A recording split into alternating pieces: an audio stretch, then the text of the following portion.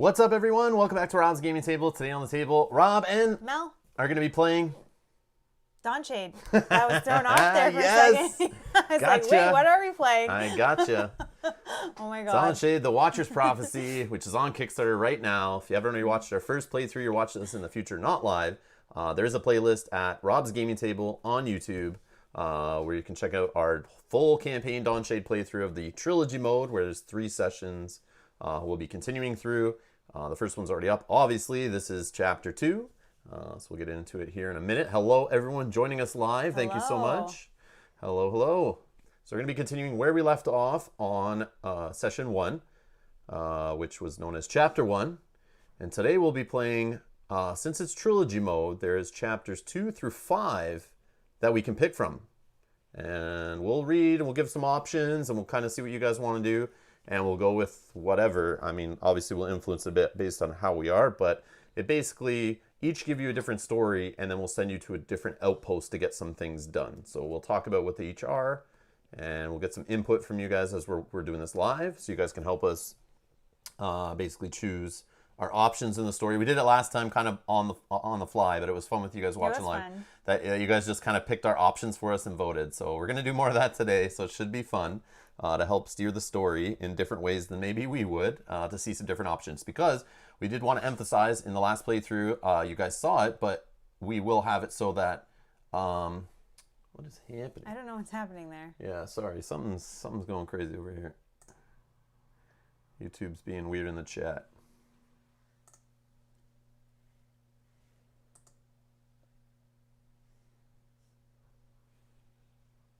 Is it? I think Google's like, let's close this. Not sure.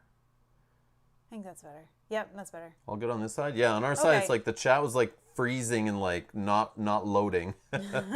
Oh no, Okay. please, YouTube, be hold good up. to us today. What day is it? It is Thursday. Last week, Thursday, it didn't work. It shut down on us. Yeah. So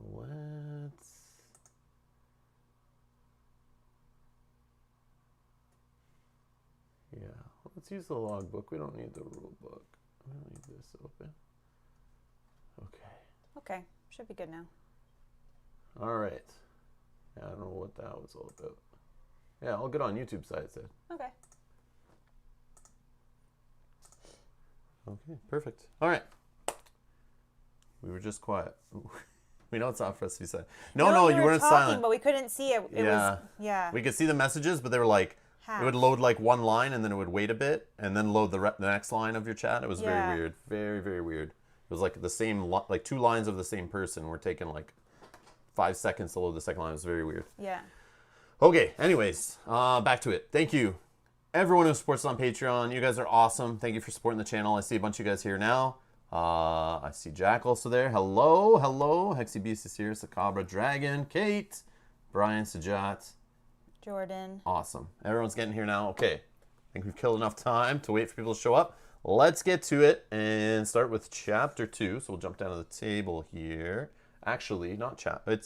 It's Chapter 2, like Session 2, but it'll be a different chapter in the book. Like I said, 2 to 5. So, slow typers. All right. So, we're back. I'm not going to explain a lot with the game. Nothing has really changed since last time we played, except for I got a rules question answered about the conditions. Just grab me any condition there.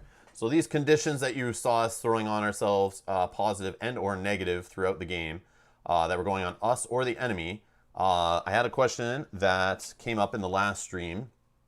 For example, if I use my ability charge and I roll the booster die, and I do some damage to the target, and whatever, or not, depending on how I roll on the die, and I gain the accurate condition, positive condition, when does that apply? Do I get to re-roll all misses once right there, or do I stick it on my guy and wait till next turn?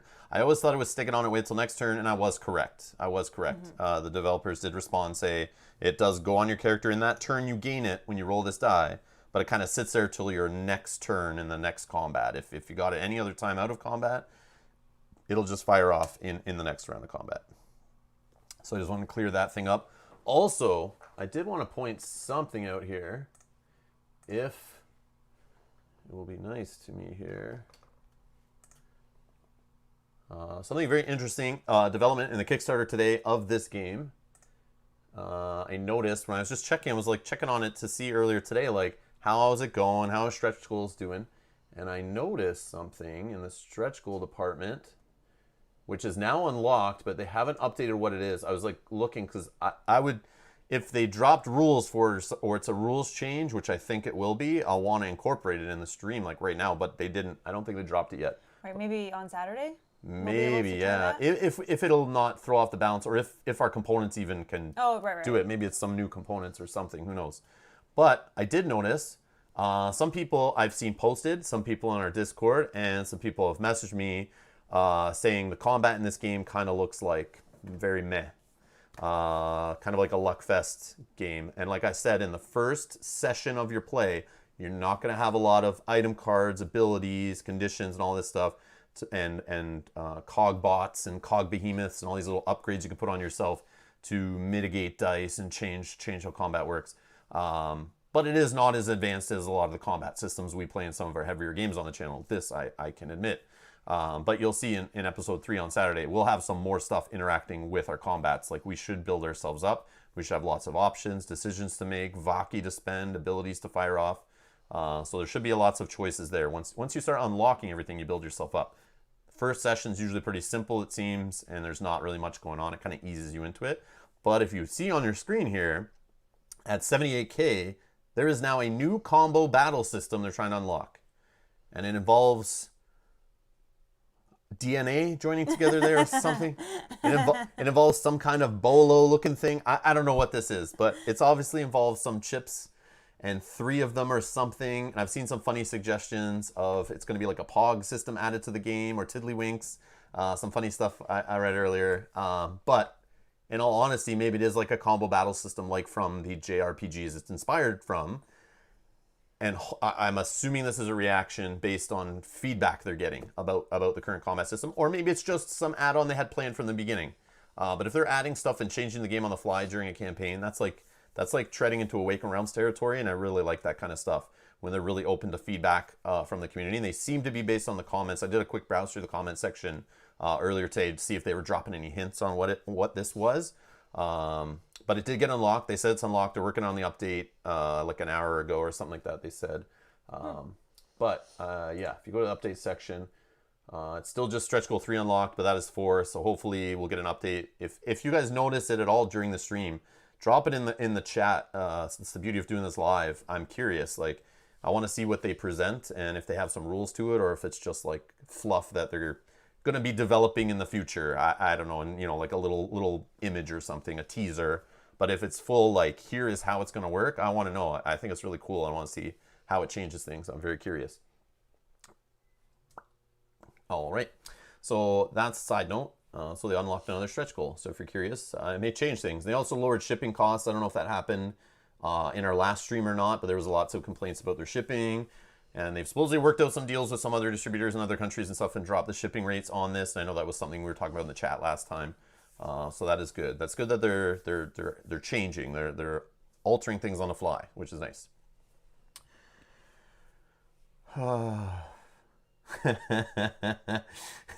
So John thinks the combos simply means you have to time pressing A plus B and the right trigger within 3 frames after each other. Like a fighting game. Oh my gosh, that's funny. And playing with any updated. Jack's asking, are you guys going to be playing with the updated rules? Since you mentioned last game, you'll be playing with any updated rules. Oh, yeah, I got back a whole bunch of information. I don't know about updated rules, but I know they answered, like, I had like 15 total questions the whole time we were playing, just that weren't clear in the prototype rulebook. They fully answered all those, and we did most of them right. Like, a lot of the assumptions we made were correct, so we were good. The only thing that we did add was the battle system where we were doing in drawing chips. We were drawing yes. players plus 1, which Yes. is what they asked us to add Yep. in. Yep. Because that's how it should be. Yeah, the one thing different in Key from our Patreon early access stream we did, which is no longer available. It was a limited time live offer that we did for our Patreon producers. But the difference was in that we were playing with the previous rule set of, for 2-player, the initiative system drawing only 2 chips a turn by default, unless the scenario in the logbook changed it. But we got an email earlier that day, right before we started streaming, to say, no, they've been testing and they're still balancing and tweaking, and they feel that drawing 3 chips by default per round with 2 players works. And I think even at solo, it's like players plus 1 or something you draw. Yeah. There's something to it. It's just that low player count, I guess they didn't probably test it or balance it enough, but they got feedback. Like I was ranting about it like right from the beginning, but yeah, I thought it was a little weird that so now you should be able to see your chip every turn. Somebody should be able to attack, and then obviously you can mitigate that with items switching out initiative and formation changes and that kind of thing that you can do during the combat to mess with that initiative stack. And just in playing the one game like that, I definitely feel like it's a little more balanced. Do you? Yeah, definitely more balanced. Yeah, we actually had a chance there in the first few battles. Last time you're just drawing stuff and you have no way to mess with it. It's like you just get unlucky sometimes and it crushes you. All right, so let's get set up here. I got the tiles out that we need. Major threat for the bottom of the stack. A Watcher's Temple that's going in for sure.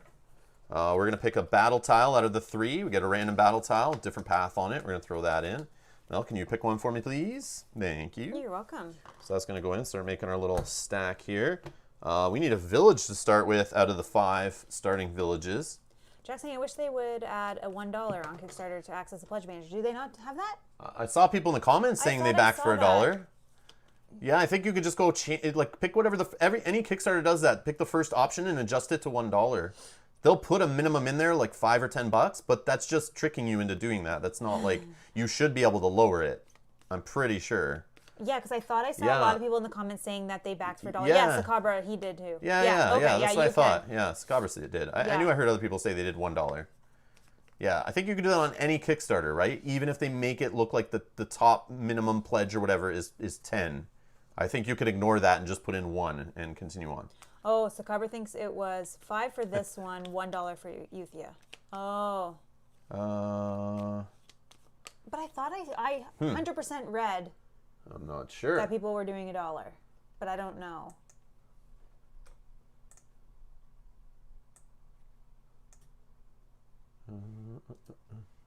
Yeah, so I just went in and I just changed this. This said whatever before. Here, 10. let me refresh. Let me refresh. Yeah, see, it just puts like a default in there, but I think you can adjust it, and then it still lets you click continue. I'm not logged in, obviously, but yeah, it didn't seem like it's telling me I can't. So, yeah, don't let the minimum advertised price trick you. If it does, let me know. If it does block you, I'm curious. FAQ says $5 USD for Pledge Manager. Oh, okay. That's weird. That's weird. Because forcing them to do $5, yes, I guess in the long run, if you have like hundreds and hundreds or thousands of people all at $5, that obviously looks better for your Kickstarter numbers and gets you up to your stretch goals quicker. Oh, okay. So it is $5. Okay. But I think you can still back at 1 on the Kickstarter and still follow updates. And then either just leave it at 1 and get no access to the Pledge Manager or change it to 5 later. Like, I know Kickstarter's pretty flexible. You can do whatever you want. Even if the pledge says it's $100, you can put $102 and give them extra money. Like, you can put whatever you want in. It just has to be a minimum to get you over a certain amount. All right. Village, please. 1? Yes, just 1 village. Always 1 village.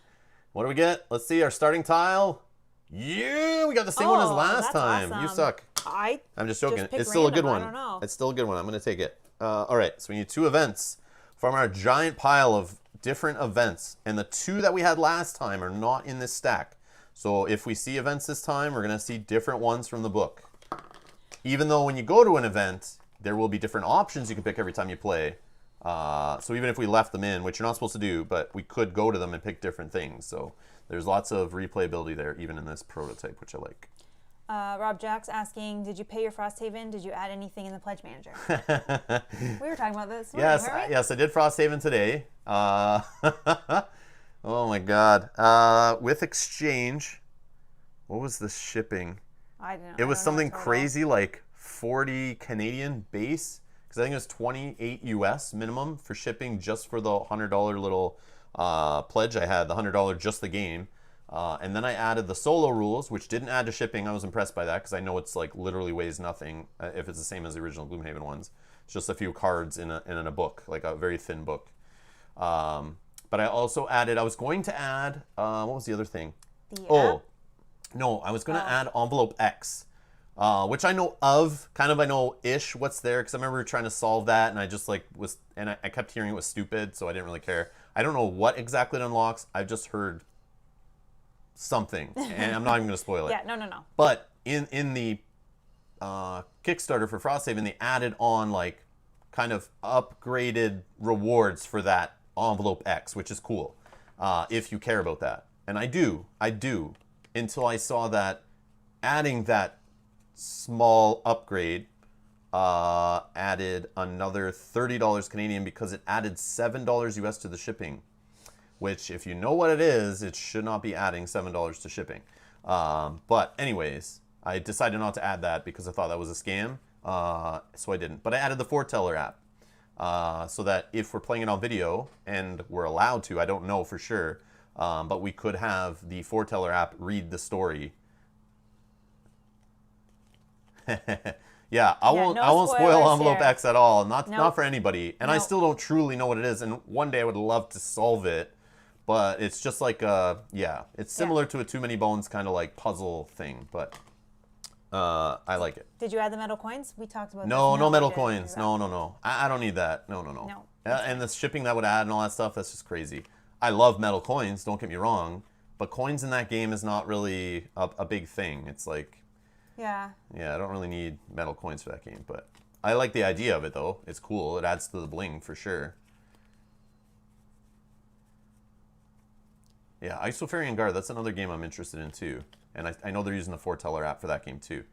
Yeah. I need to reach out to the company behind that. I'd love to get a copy of that, but I missed the Kickstarter of that one. Okay, so, yeah, I dropped. They're kind of sticky because they're like prototype components. They don't slide really like the normal final production ones, I'm sure will. Pick two events. One. Front one. All right. Okay, events are picked. That's why I'm here, so Mel and Rob can convince me. No. No.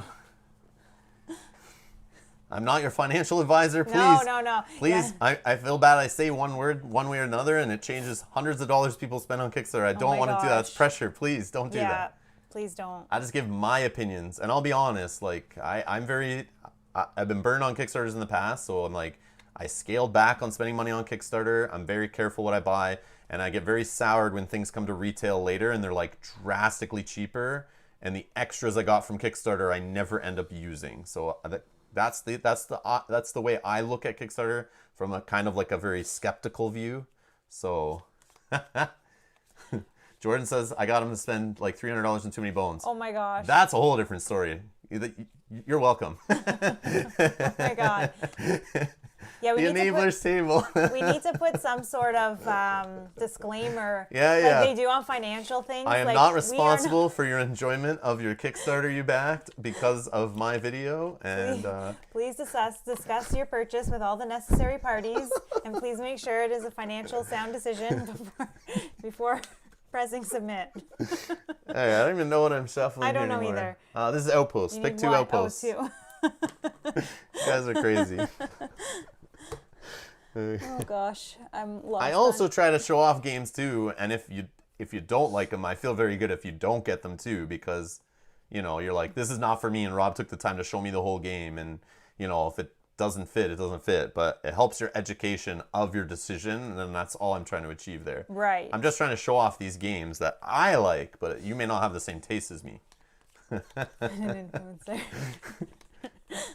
I need to like call my lawyer now I and know, like right? get some legalese written up that goes at the start of every video. Exactly, and then again at the end. Yeah.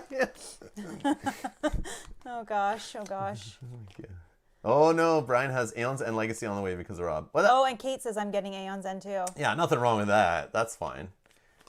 And what I advise with any of these games I show off, and what I do, I usually just start with like something small to see if I like it.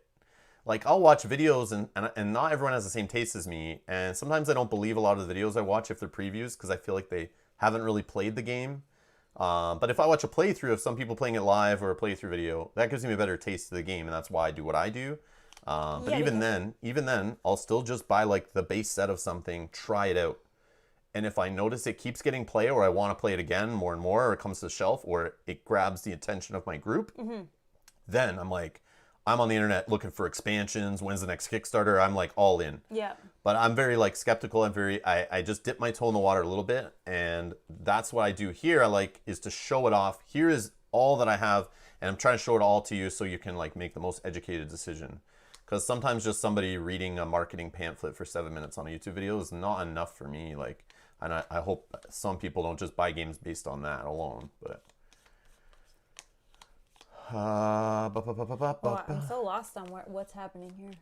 It's going so fast to me. Kate says, to be fair, I'll never buy Journeys to Middle Earth, but I love watching your campaign. See, that's perfect. That's great.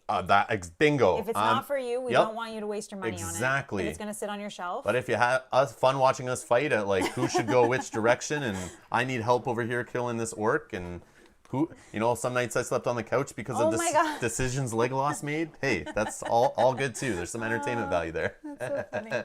Oh my god. All right, so this I'm shuffling is journey tiles, I believe. Two journey tiles. Two journey tiles, this please. One and this one. Okay. See, at least I'm setting the game up while I'm chatting with the chat, so it shouldn't be an 8-hour stream. We hope. Oh gosh.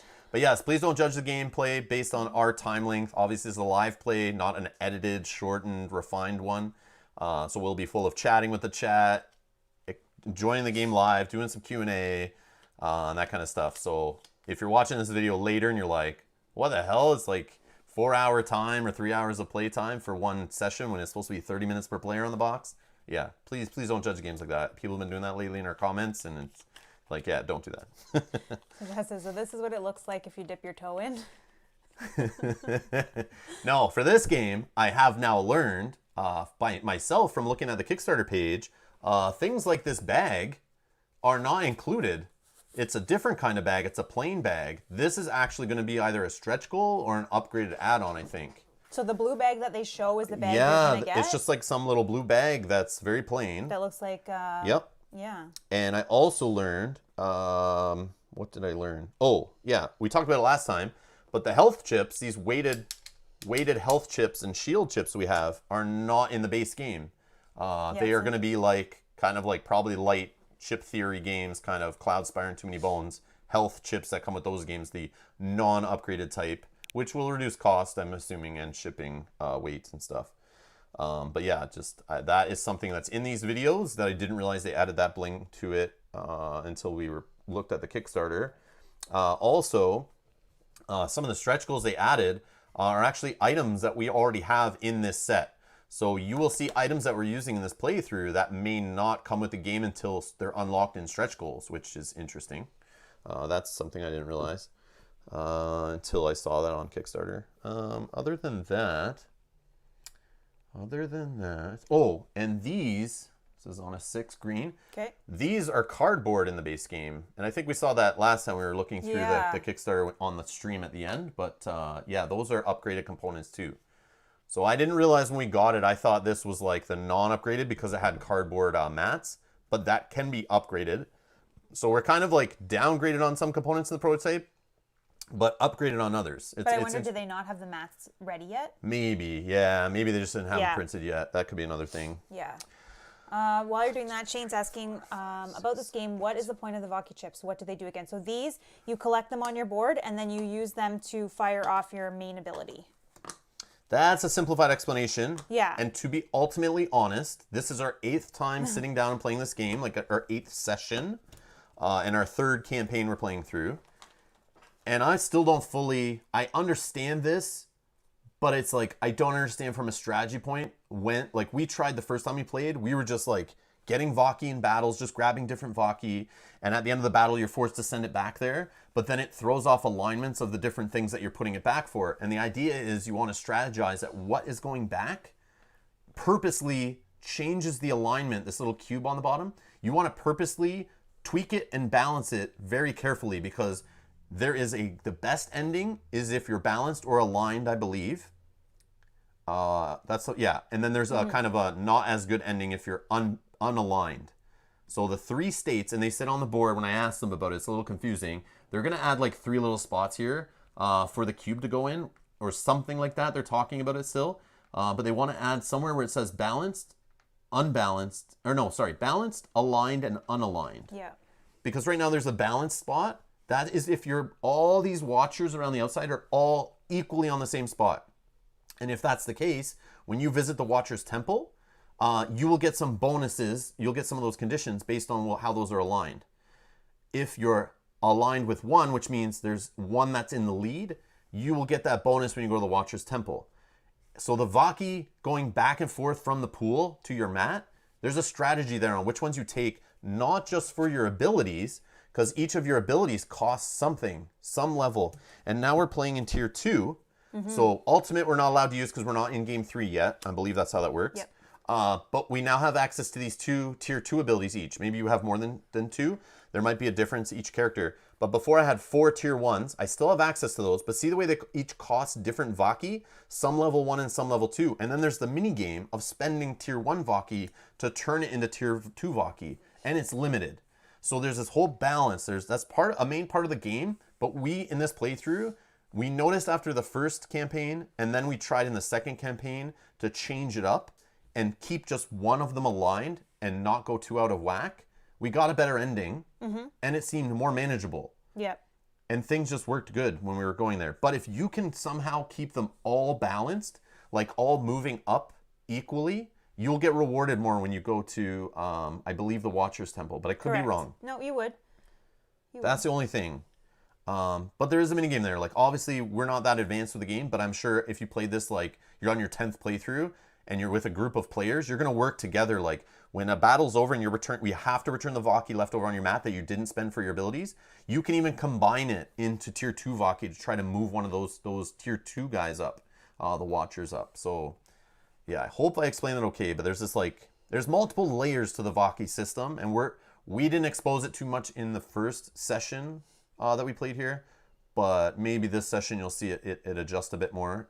But yeah, you're just, as simple as Mel said, you're just getting this Vaki either on devotion dice, you're rolling pips and you're gaining chips onto your mat, or you're going to a foundry outpost during your journey and you're spending 3 tawny, 3 money to buy a tier 1 Vaki.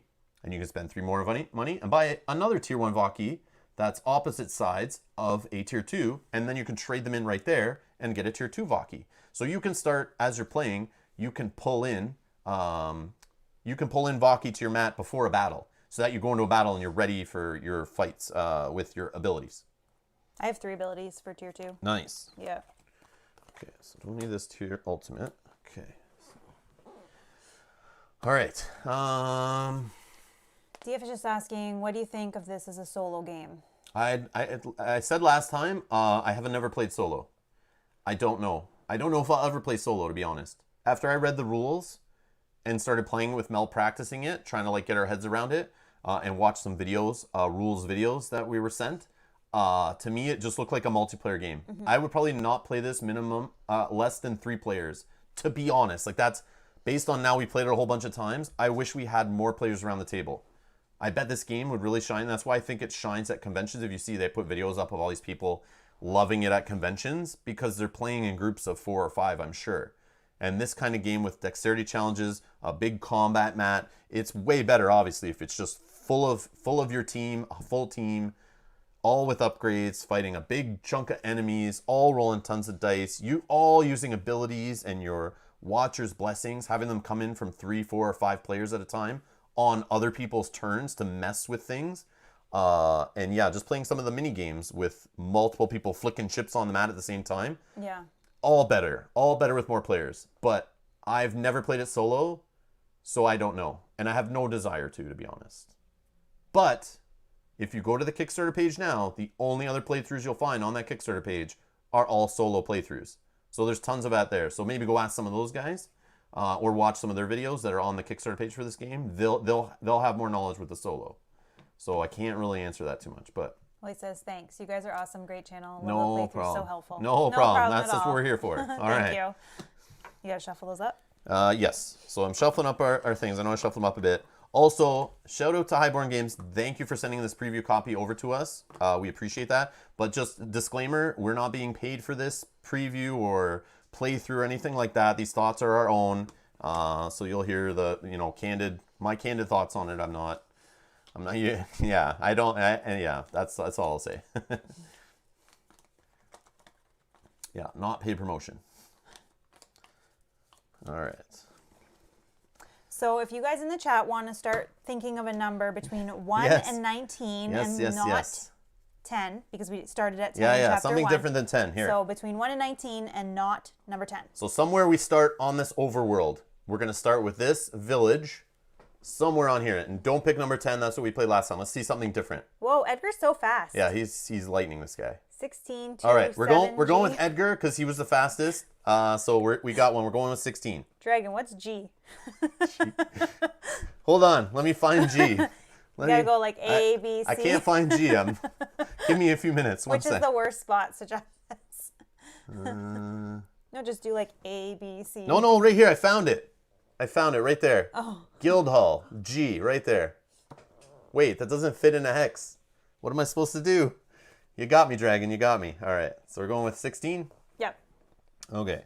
So 16. I'm going to stick it. G is 7. G7. We're playing bingo now? G7. Oh, that would be fun. No, we're not. I'm just kidding. No, we're not playing bingo. I'm just kidding. There are games like that. What's that one like Roman game that's like basically like bingo? I forget the name, but we could do something like that. That'd be fun. I saw like Jamie Stegmaier doing like rolling rights and stuff Battleship. with the chat in that on live stream. I thought that was a pretty cool idea. All right, so based on our logbook here, starting on hex 16, we're gonna need some Watcher's Blessings. And we're going to shuffle these guys up and put out some random Watcher's Blessings. These are cool abilities that you can get if we place our tiles on them and we collect them, and you can spend them on anybody's turn. So we're going to 1, 3, 4, 5, 7, 10. And 18, 19. Interesting. Yeah, that's setup. different. This is different. There's not 3 like right against the village. And then 3 behind it. Yeah. Interesting. Okay, cool. Let's go here. So these are the Watcher's Blessings spread out. They're hidden little abilities. They're awesome. I love getting these things. They help us out in battle a lot. I obviously decided to put the one way that didn't have a path against the kind of wall of the map there. So we should be able to kind of go out in any direction here. Perfect. Our quest thing is shuffled here. Which is funny. Brian just says, make man, sure. I never win this one. I think I've said 19 every time and never have been first. So what you need to do, Brian, next time you see I schedule a stream for Saturday at 1 p.m. Eastern, come around noon, type 12 in the chat, and don't say anything else, but don't hit enter yet. And then wait like an hour and a half till we're at that point where like, give us a number and just like hit it. Just like be ready. Rob, are you still planning on buying a full copy of this game on Kickstarter with the mats, even though you have a prototype copy? I don't know. I'm not sure. I don't know. I'm not sure. I want to kind of see what they add to it. It's still early. I don't know how to answer that. It depends what they add and stuff. We'll see. Because supposedly they're going to add a tier with mats or something. I saw people asking in the chat, and they're like still discussing things. So that's what Edgar did. He was like ready with his number, Yeah. and then as soon as you said it, he's go. He's been sitting there for like 3 days just waiting. He's like finger over the enter keys. Like he's going to ask for a number. He's going to answer. Bam! Got it. All right. Awesome. Yeah, that's true. The mats are just an upgrade, mats are just right? an We have the upgrade. rest of the game. Yeah, that's up to you. I don't know. I'm not sure. All right. What this game does make me know, though, is I'm very still sad about like kind of lockdown and stuff. I cannot wait to have some friends over to play this kind of game. Like, I just want to try this at more players. Very, very much so. There's lots of games. I wish they kind of pushed it till after the lockdown to do this Kickstarter would have been nice. So, they, more videos of multiple people playing it, I think would have done really good for the game. But yeah, maybe they have some coming. If they don't already. I don't think they do, though. There wasn't any that I saw, but Yeah, I saw some like footage in their trailer that showed people. But yeah, okay. Okay, so what chapter are we gonna do? Yes, let's find out. Let's find out. So I was trying to get on the screen here. Okay, so help us decide on a chapter. So starting Village 1, obviously you pick that in your first sit down. You don't pick it again. You can't. But in Trilogy mode, see, they wrote chapters 2 through 5. And in a longer playthrough, a full campaign, you can play through all those in order. You can sit down for 6 full sessions to play this game. But the recommended standard mode is playing in 3 sessions. But because they wrote chapters 2, 3, 4, and 5, 6 is always the final. You can play any 2 to 5 you want. So for chapter 2, you can go to a mercantile. And that's where you buy items. We are sitting at, I'm at like 18 tawny. So I mean, I could buy an item or 2. As am I, exactly the But same. the problem is I can only hold 1 item. I can hold one more. You can hold 1 more. I can only hold 1. I don't know if a mercantile is the best choice. No. But if you guys want us to go there to look at some items and buy something, feel free. But we'll read the story if we choose that. And it's a nice little harbor place, okay? Option 2 is chapter 3, the Fool's March. So you go here and you get to visit a foundry. A foundry is where you can go to buy Vodka for money, or you can spend money on this now second chapter. You can buy Cogbots, which are like little chips. They're little robot buddies you can buy to go in your stack and they give you like an ability. And I forget, they cost like 10, I think, for the basic ones. Yeah. But we can look that up. It's like another little shop. So we can get Vodka, we can get Cogbots. And in the third playthrough on Saturday, if you go to a foundry, you'd be able to buy Cogbot Behemoths, which is like a giant mech. They showed it in the trailer, actually, that we can all ride and then control. It's very cool. I want to try to save up for that, actually. Or we can go to Chapter 4, Rebels Ridge Plateau, and we can visit a Boomshot Gallery. That was the other side of the battle map where we were like throwing chips on the board to try to get money, conditions. I like this one a lot. It gives you a little bump. It's fine, especially when I'm trying to save money for a Cogbot Behemoth. So don't send me somewhere to spend lots of money because I probably won't spend it because I'm saving up. I want to show you guys that in the third chapter. Yeah. But we'll see. If you guys want us to go there, we can at least look at items and stuff. Maybe Mel will buy one. Maybe I buy a cheap one or something. Maybe we see some awesome tier 2 item or something. And then the last option is chapter 5, the Razorstone Cliffs. And this one we can visit a tavern where we can gamble. And we can play one of the 2 gambling games, either a D&D dice, double doublers dice, or Watcher's Ruins, which you saw us play last time. I showed both those games off, but we actually played Watcher's Ruins. So we could go boost our economy here. And this is the one Mel and I picked when we played our private stream, I believe. Yeah. And we went gambling and tried to increase our money for that eventual purchase of some good items or good robots to help us out. But anyone we choose, you're still going to get 0 tawny and 2 XP. You'll just get to do something. So start voting for chapters in there. I need numbers 2 to 5. Pick any number in between there. Start dropping them in there. We'll give it a minute or 2 because of the delay. And then we'll just total up what we see in the chat. We'll just go to the most popular one. Which one is the tombstones? Because that's what Dragon said. Tombstones? Which one is that? I don't know if there was tombstones. Oh, is he joking? He wants to see us die. Oh, okay. think. I see. I could be Holy wrong. 4s. Jack said 2, and then everyone else so far said 4. So far, 4 is winning. Looks like we're 104. What was 4? Is that the Cogbots? Boomshot Gallery. Okay. Yeah, nothing wrong with that. Yep, Gets you a that's little a good bit. one. It could get us a little bit of bump of things. Could get us some abilities to help us if we go to the battle early. I like that one. Yeah. Yeah, nothing wrong with that one. Just the items one is like might be a little too early for that, but we'll still go to some of these shops in this playthrough. It's just Yes. like right off the bat, you kind of want to pick like the best one to help you out, or just one that you haven't seen the story from and you want to watch, or you want to read. I mean, Well, they want to watch. that you want to watch, or read, You're right. or read if you're playing the game. Yeah. That's what I mean. Yeah. So it looks like 4 Yeah, is we're going for. the outstanding vote here. Okay, here we go. We're at the starting village, the Rebels Ridge Plateau.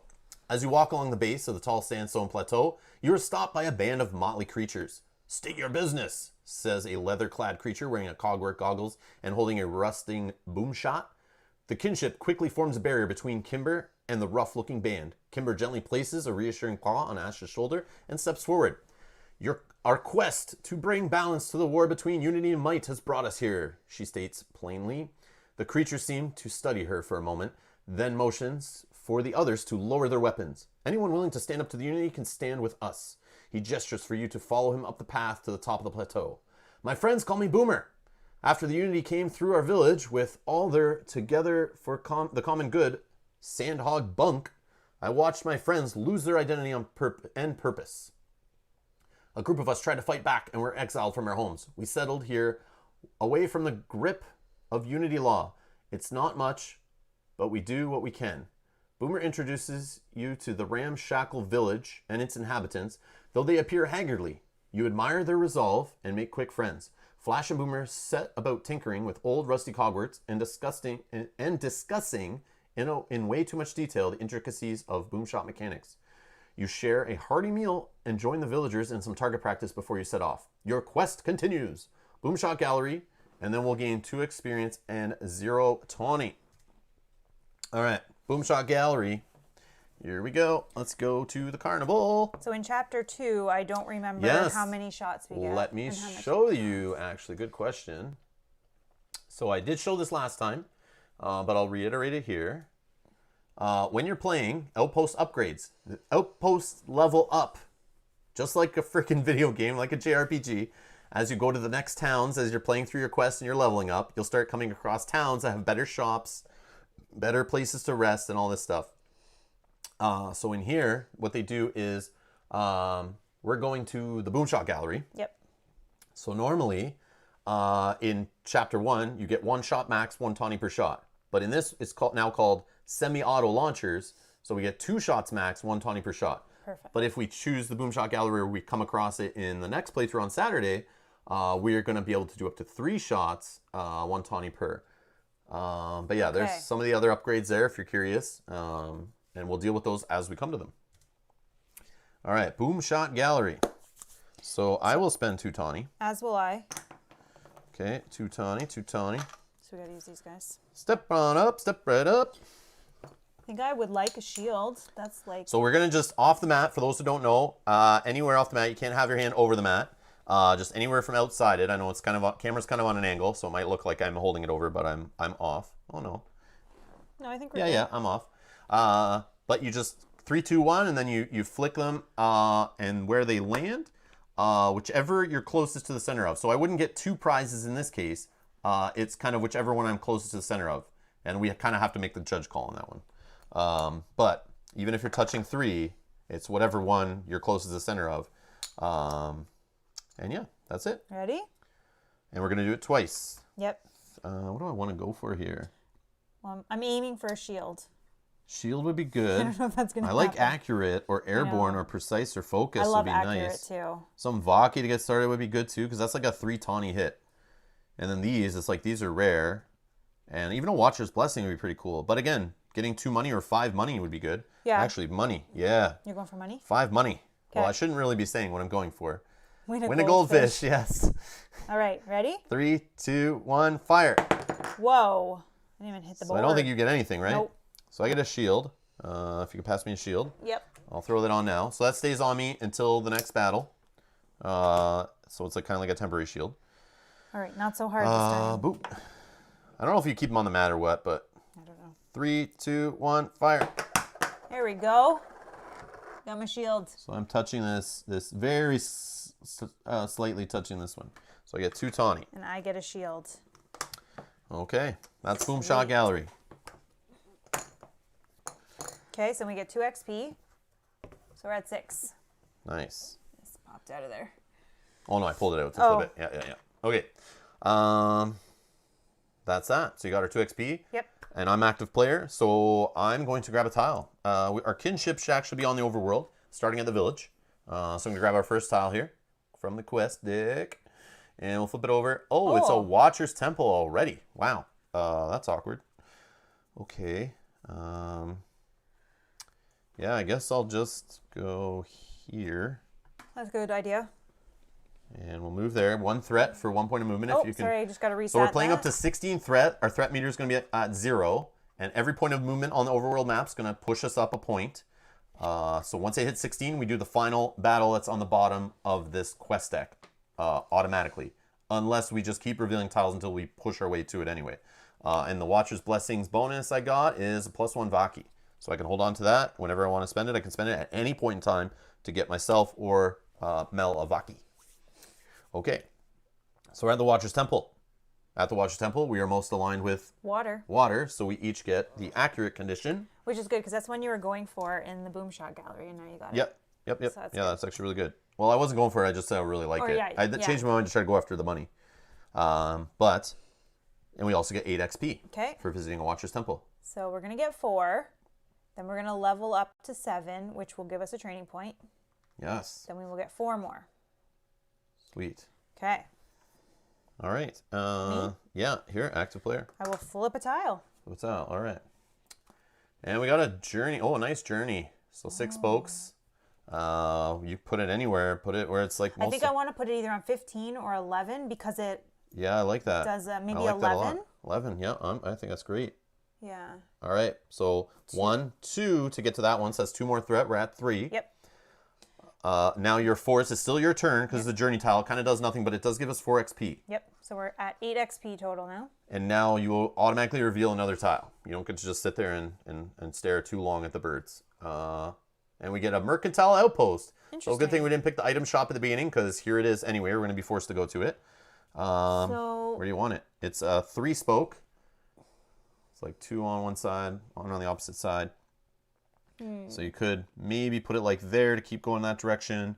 You could, I don't know if this side has. You can't do the loop up. This side kind of keeps it going up to this spot, but then it kind of takes you away from these 4 juicy ones here. Yeah, I'd rather go this way, so I think I will, if I can put it on, like this? Yeah. Or... Nope, I'd rather, yeah. It's got to be that way. This part reminds me of that City Skylines game we played. Oh, yeah, Remember, it's kind of like you're trying to eyeball it, but then I need to see it on the board I agree. to get it going. You get a +1 damage. I'll take that. Okay, that gave us, if you can move that, that'll give us 1 threat. Yep. Okay, and then we can go to the Mercantile. So the Mercantile. Now we have access, if you notice here, we have this pink deck. This is the tier 2 items. So we have access to these, and there's plenty, and there's a few duplicates, I think, but a lot of these are unique. And we're going to see a few of those. So how it works, we still have tier 1, and I'll just give it a quick shuffle. You're still going to see 8 of these, okay? So we're going to lay these out here. I can kind of show them and take some. We can do a little more deep dive today on the items and kind of take a look. And there's something there I see that I want to show you guys. And maybe we see something line up here in the... Try not to damage these and do a normal shuffle, just a little mix here. 3, 4, right? Yeah. And if we get to tier 3, it's 2, I think, right? Okay. So in these items, we have something called the Amulet of Vigor. So +1 attack, but you can't exceed your maximum attack. So I think this works by giving you +1 attack stat. While you have this, it's permanent. As you see on the bottom there, it's permanent. So you just kind of get it until you throw it away. It takes up an item slot, and it bumps up that stat. Oh, my agility got bumped. You are at 5. 5, okay. But it can't exceed the max of your character. So my character has a 5 max on his attack, but Mel's is only a 4. So she could get this. Now, at being at 3, you could get this and never have to waste a training point on attack again. Right. As long as you're okay in taking up an item slot. I believe that's how it works. I may be incorrect on that one. There's no appendix with the game. I'm just going based on what it says here. The Cogwork Spalder is something I wanted to point out here. We didn't have any armor come up in the last episode, but we have seen it on other playthroughs. So this is a Spalder. There are Greaves and there are Vambraces. Okay? I'm going to grab a Greaves actually to show you guys. Yeah. I'll just shuffle it up after. I wanted to show this because I thought this was pretty cool. I never got this to work fully. Yeah, I'll just do these ones here. Okay, we'll shuffle that in a sec. But I want to show you guys this cool little art items set thing. Like Euthia had it kind of too. This is just kind of like a lighter version of it, of the armor set idea. And it's like straight from video games, like for sure. Both those games are inspired by video games, so it makes sense. And why can't I find it? Do we already have it out? No. No, you probably pass it quickly. Balanced. Oh, you passed gloves. No, but they're not the Thorns ones. I'm looking for the Thorns.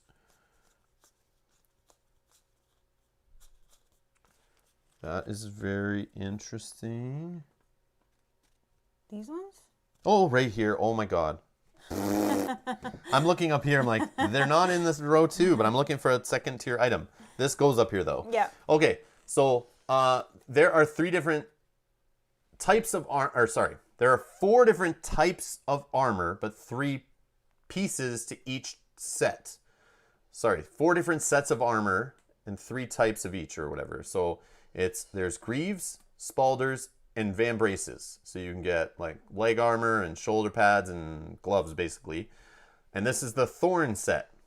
So they're all spiky and they all have this text on them. They're permanent and they give you +1 shield. So at the start of every combat, you look at what your shields are and you make sure you have these on there. So if I had all 3 of these, I would have my max +3 shields before I even go into combat. And this is why I was very sad if you saw in the last stream when we pulled the items out and there wasn't even a single piece of armor. Yeah. Excuse me. I want to try to build a set. Even if the set wasn't matching.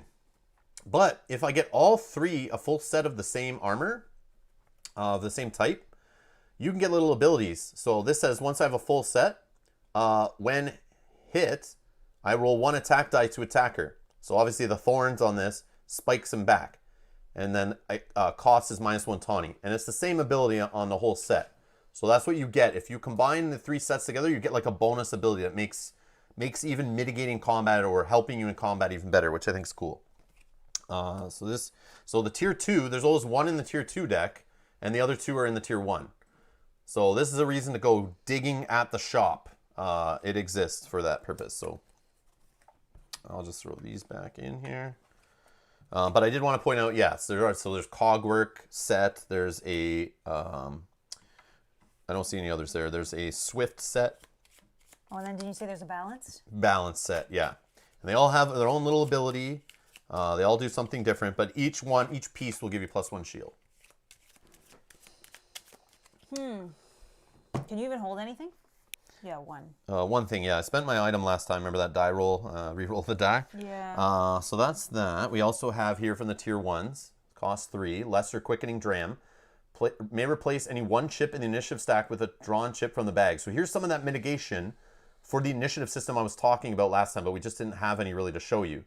But yes, the initiative system, it may look like it's not in your favor sometimes, but there are ways in the game. If it annoys you, you can try to get things to mitigate it, to mess with it yourself, besides just formation changes.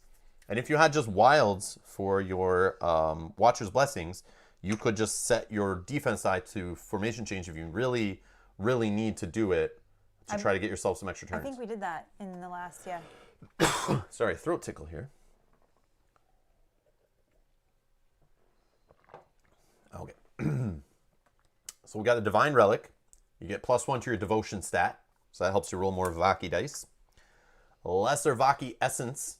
Gain +1 tier 1 Vaki to self. It's a consumable, so it's only cost 2. It's 1 cheaper than buying a Vaki yourself at the foundry, but you may not go to a foundry in a session.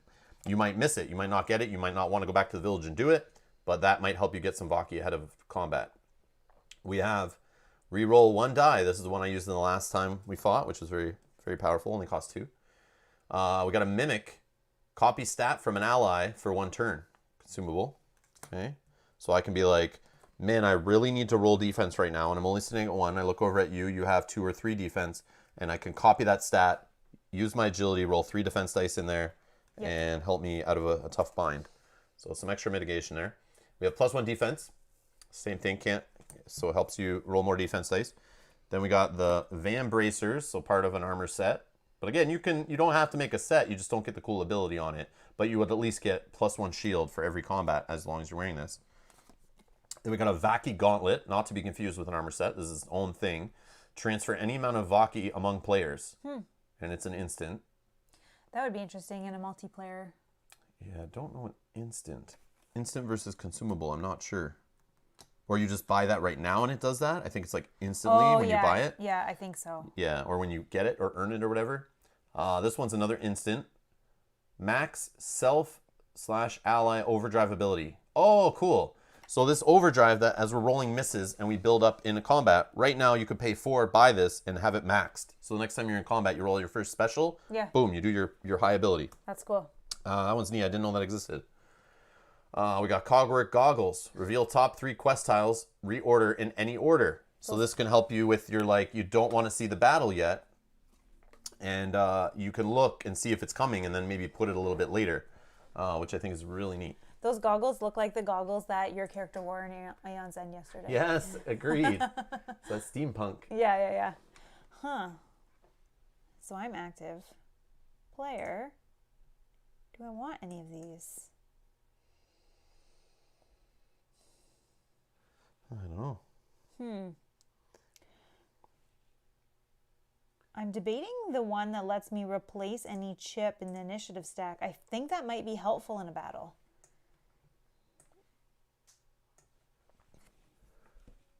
And it only costs 3. So then I can still save. The only problem, it's cool. It's like a formation change. Yeah. But you can do any chip. It doesn't have to be the next one. I know. So if it's you, me, and them, you could pick them. But then there may not be another chip of ours in there. Well, I would only do it when I know for sure it's going to be us. Yeah. Well, even not, or just the better odds, right? Yeah. Oh, I guess you can do it even if it's like enemy. Us. Yeah, you could, but you have to wait for your turn to do it, right? Oh, yeah, true. So I guess it would be the only case, the real beneficial case would be if it's you are on first turn, 2 enemies drawn after, then you replace like the next person, one. Yeah. Yeah. But that you could also do with the formation change. Yeah. So we can take one item. I'm leaning towards like just getting a shield going. Yeah, that's also a good idea. There's only But one, I do so you like- go ahead if that's what you want. But I'm not active player. You get first choice. oh, there's 2 actually, because there's There's this and this. one. Yep. Okay, so But I don't know if I want to spend like I'm trying to save up. 6. What is the cost of a Cogbot Behemoth? 30.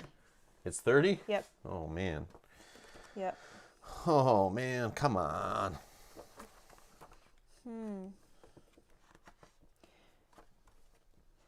Or just the gain +1 tier Vaki. That's also not terrible. Or the reroll 1 die. All those things are helpful in battles. Oh. Yeah, and then maybe I just spend a little less. Let's go for spending 2 on the reroll 1 die. Okay. We'll see. Yeah, that's a good one. I would have done that maybe. That's a not bad one. Just for 2, I mean.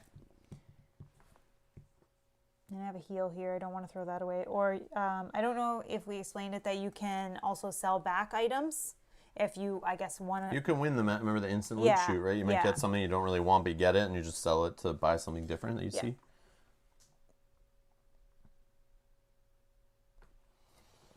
So I have 10, 15, 18.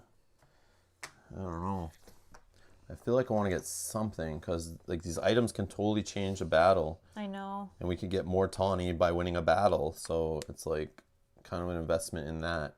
Yep.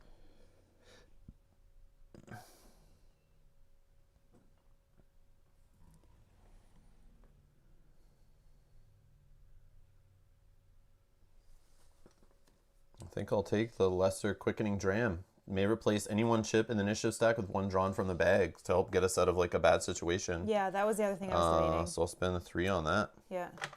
Awesome. And I have no more spaces. Do you have any more spaces? No. Okay. Okay. So but you could sell the one your other. The No, other but one. it's a heal. I don't want to sell a heal. Okay. So these will get discarded. These will get discarded. Yep. And we'll draw fresh new ones if we ever come back to the mercantile or loot shoots or anything. Okay. That one's that. All right. Next. So that was me. Yep. So we will get 2. Yep, because it's an outpost 2 experience. Okay, so 1, 2. That puts us again to 10. Oh, that will man. bump our level to 8 and give us another training point. 4 training points in there. I know. And 1 more level and we get to bump our agility. Yep. Okay. So I'm active player. I'm a little worried, like, I don't want to flip the battle and all that sitting there because we would go to a level 8 battle, but be 4 training points short. Right. Do you want to go to... I want maybe the The guild. village? Yeah, the village to visit a guild hall. Yeah, I'm gonna do that. I'm Yep, okay with that yep. decision. 1, 2 threat. Okay, so we're at 6. That's fair. Yep. We still have... Okay, so let's spend. Okay. So soon, and one more level, we'll be rolling 6 dice on a turn. Yeah. So think about like your turns, rolling 6 dice. What do you want? It sucks. I probably am going to upgrade my items now, like one extra slot. I probably will too, but... yeah, I'm going to do that for my first one. One item slot, just my in case I get another item, or we get a chance to go to the merchant again. Okay, and I'm doing my health for my first one. Okay. All right. I'm at 6 health. I'm going to up my devotion to 2, so I can possibly roll 2 Vaki dice or 2 devotion dice on a turn. I'm going to upgrade my defense to 3. Okay. Okay. 2 more. I'm going to up my attack to 4. And I'm going to take 1 more health to 7. Okay, and 1 more. I'll up my health to 7 also. Okay, and I'll take a devotion to 2. Okay. All right. That is the guild hall, 2 experience. Okay.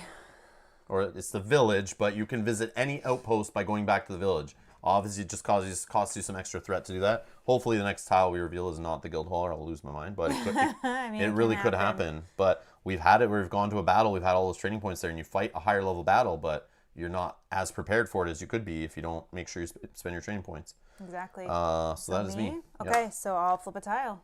See what happens. Journey. So we're gonna get 4 more experience. Actually, let's That's a good one too. It's coming out 5 sides. That's good for going right here to Yeah. keep pointing at whatever, and then maybe we can even loop back around this Yeah, way. let's do that. Let's get some more of these Watcher's Blessings. Which way? You want it like this? Whichever will get both of those, and yeah, Yep. that's fine. Okay. So that Transfuse. transfuse. And we did confirm the transfuse only transfused health. It says in the rulebook between battle stacks, but it only means allies battle stacks. So you cannot transfuse any damage from the enemy and put it into your health. It's only between players. So if you have a player that's really focused on health in your team, and if we were playing with more than 2 players, I might do that, where one player at the table really just keeps bumping up the health stat, and they're just like a meat shield. And if you get some of those transfuses, any player can spend that transfuse to do the transfuse. Yeah. And we could then take some health to somebody who got lucky and came up in the target deck a little too much. Yeah. And maybe got hit. You don't want them knocked out because maybe they're charging up a great ability. They have lots of Aki ready. And you're like, no, they can't die. You Yeah. can transfuse even from somebody who's maybe not ready and give them all your health to like build them back up and let them finish the battle. And you just, maybe you die kind of thing, or get knocked out or whatever. Yeah, I think it's a really cool idea to transfuse health between characters. That's neat. I agree. And then it will be 3 threat to move there. 1, 2, 3 threat. Yes. Okay, so we're at 9. Oh, already? Yep. And then that's going to give us 2 XP. 4 for journey. Excuse me. Sorry, 4, which is 6. Okay, now you're forced to draw another tile. Yep. What's this? It's the guild hall, isn't it? Focus, camera, focus. It's like dramatic effect. Guild hall, Of no! course it is. I wasted so much threat going there. That's okay. Okay. Oh. Well, now we're prepared. We should have bought the item to look at the quest tiles. Should have done it. If I bought that, we would have saw what was coming next. Okay. Can we? Oh, such an inefficient play. Can we put that so that we can grab the other one on either one of those? No. No, it's kind of like speared out, and it doesn't even go the right way. Like. Okay, well, let's just maybe put it towards like the very top one, and then someone else will maybe come back if we Yeah, it want. becomes like a dead end. That's fine. I don't want to have to put it somewhere else and move all the way. Yeah, I hear you. Okay, so that's 1. So we're at 10. So you get what was this? You get a wild. These are my favorite. Oh, yes. I love those. Okay, sweet. So I'm active. Sorry. And Or we're going to guild hall. So yeah, we're going to guild hall. But we have no no training points to spend, but we still get 2 experience because it's an Yep. outpost. So it puts us to 8. Unless there's something else at the guild hall you can do on level 2, which I'm not. No. Nope. Just says you may perform tier 1 and tier 2 abilities now. Okay. So nothing crazy there. Okay. Okay. Cool. So I'm now active player. You sure are. All right. Yeah, I'll flip. Event 11. Oh, here we go.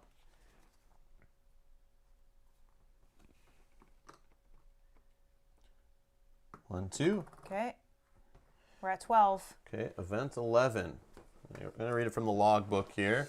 A nice big juicy logbook. Event 11. Love the arts. Love the love arts. the art in Oh, it. so good. All right. Nice big text too. I love that for reading on camera to you guys. I love how it's a nice big font. I still mess up, but I like that it's there. All right. A small patch of blue sand lily flowers surround a broken well next to a small desert hut. An old land tiller is kneeling in front of the flowers. He plucks a petal off and eats it as he turns and sees you approaching. Knowing how thirsty you must be, he offers you some water.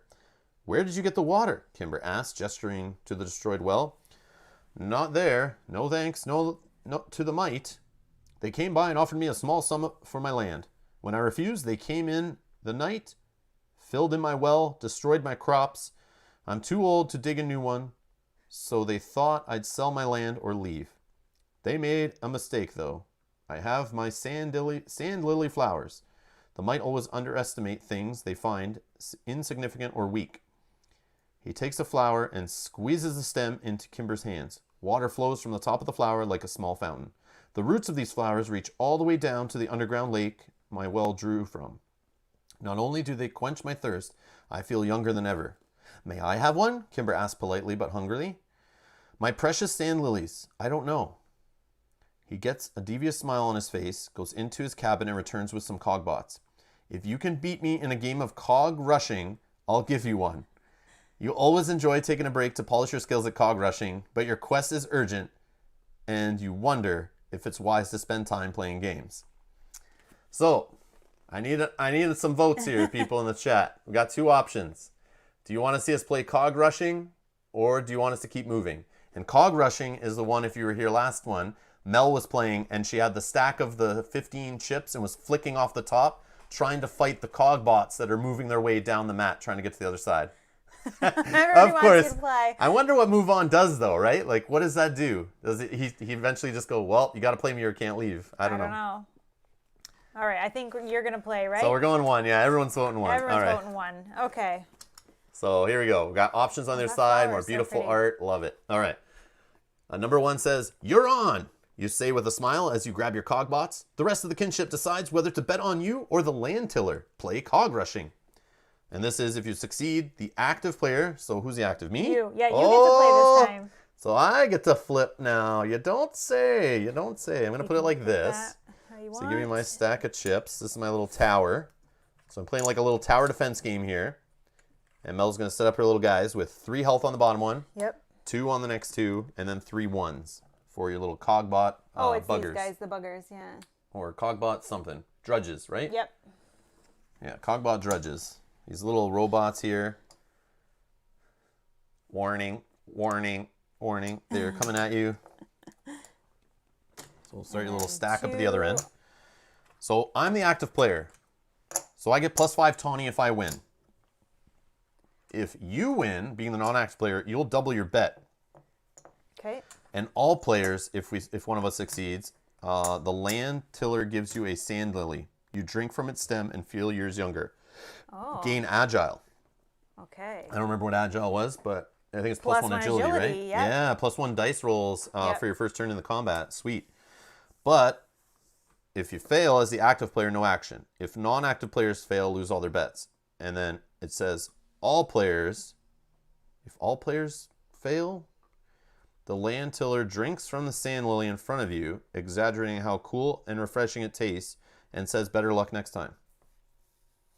So how do all players win or lose? Let me see. You're on. You say with a smile as you grab your cogbots. The rest of the kinship decides whether to bet on you or the land tiller. Yeah, because... So who's the land tiller? This. Is it? That's the only thing I'm not sure. It's like not fully clear. You say with a smile as you grab your cogbots. The rest of the kinship decides whether to bet on you or the land tiller. So I can bet on you, this side, or I can bet on the land tiller, who is all the cogbots coming at you. So I could bet on you, but you could still lose, meaning we all lose.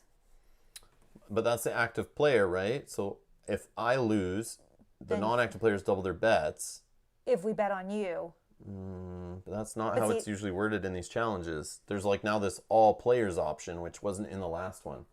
I'm just a little confused by it. I don't know if anyone from the development team's in the chat, but it would have been nice if they were, so they could help us out here on weird rules ambiguities like this.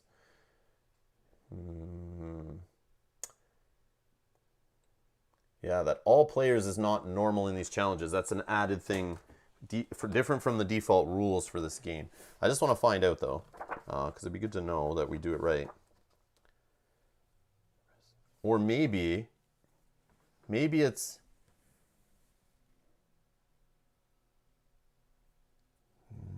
Yeah, like I can bet on whatever side I want because I can bet on you, which normally isn't the case when you play this game. Yeah, you normally just bet on... That I'm going to win. No. Yeah, you do. You're right. Yeah, you do. You're right. So I can choose who I want to bet on right now. And yes, even Drake, like he said it before, but he said I bet on that makes sense. Lancelot. That makes sense. Okay, I like that. Yeah, because if you think of thematically, I am like that guy went and grabbed his cogbots. I'm assuming he's this guy, but also I flipped cogbots off the top. But I feel like I'm just a dude at the tower. So he's pulled out all his cogbots. This is the tiller, like you say, right? Yeah. Okay. And you're just our And I don't bet on anybody? No. Okay. I don't think so. Okay. Oh, maybe you can too, because maybe we can bet on. Okay, I don't so know. let's just do it the way you think. And So we'll did just it go with say how much the bet was? No. No? I don't know what you normally can bet in cog rushing. I always forget. I forget all the numbers, those different numbers for everything. And I don't think it changes when you go into the second part. Yeah, the active player's trying to... oh, here we go. Place your bets. Non-active players may bet between 0 to 2 tawny against the active player. If the active player succeeds, all bets are lost. If the active player fails, all bets are doubled. So 0 to 2 tawny. Okay. Okay, I'm going to bet 2. Should I bet on you? Do you think you got this? No. This is just you doubling your bet if you win on whatever you bet. All right, I'll bet on you. Okay. I don't know. Okay. Hello, Heather. Hi, Heather. So I go first, and I will bring 1 in. Oh yeah, it matters which ones It I'm sure does. flipping, right? Yeah. Yeah, don't waste your 3 yet. Oh, it stays on the board. Oh yeah. Because then you don't use that one. Sorry. Let's do.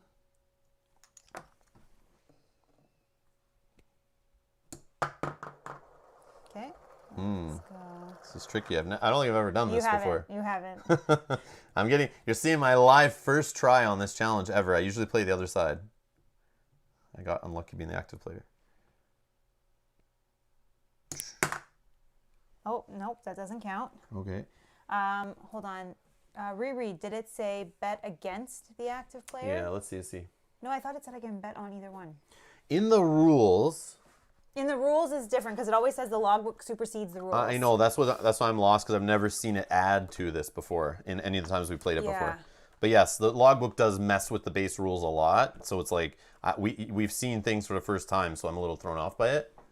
So this is the base rules. The active player tries to eliminate all Russian cogbots before they reach you. The non-active players, they get cogbots the active player before the cogbots are eliminated.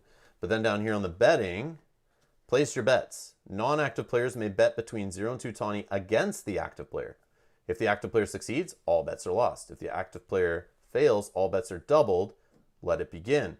So this new rules, let's see from this little paragraph here. You're on. You stay with a smile as you grab your cogbots. The rest of the kinship decides whether to bet on you or the land tiller. So is the land tiller the active player then? No. I'm betting on you. You bet against me. They bet on you or the land tiller. Yeah, so I can bet that you're going to win, or I can bet that the land tiller. But maybe I'm the land tiller. How do you know you're not the land tiller? The land tiller's a separate person. We're talking to him right now. in the story that you read. Yeah, I know, no. But now we're playing against him in cog rushing. I just don't know what side is the land tiller. The opposing side. This side. Okay. I don't know. That's just what logically makes sense in my head. Okay, yeah. Sure. I don't know. So the active player gets +5 tawny. Non-active players double your bets if you succeed. Right. And then it says all players. Right. So basically, if you're playing this game and you win your part, you look at the succeed text. If you fail, and we could win or fail, depending on who you are, right? So if I lose as the active player doing this, I get no action. Non-active players, if they lose, if they bet on the wrong person. Yeah. Oh, no. I bet on you. If you lose this,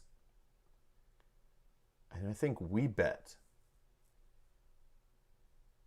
What I think happens here, I think we play normal cog rushing, where active player could win 5 tawny if they win. These guys, if they win, you double bets.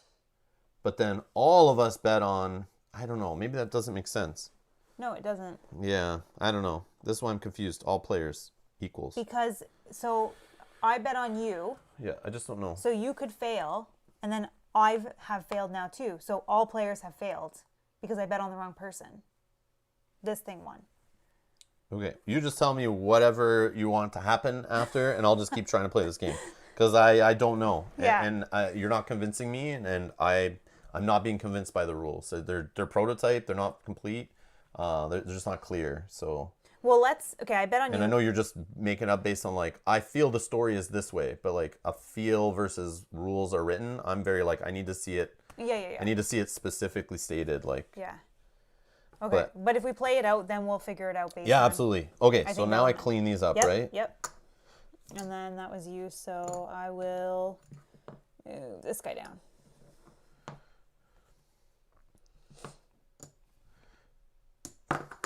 Oh, Boom. Got one. That's a shot. Oh, that stays there, right? Yep. This guy's good. Oh. Okay.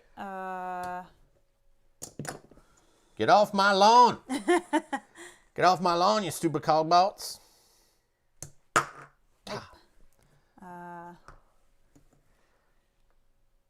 But you.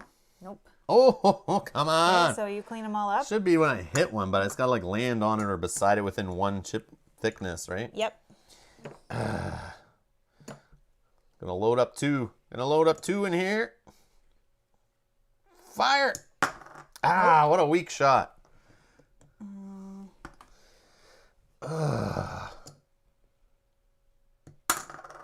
Nope. I can't believe that does not count. That's crazy. Gotta land on it. That's why the game's hard.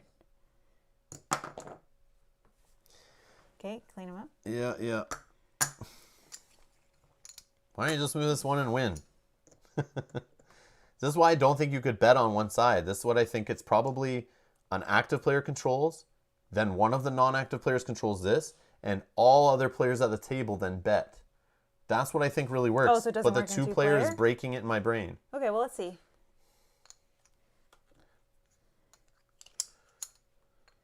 I just think it's not written properly for 2 players, probably. Oh, Serenity now. Oh, I don't need that one.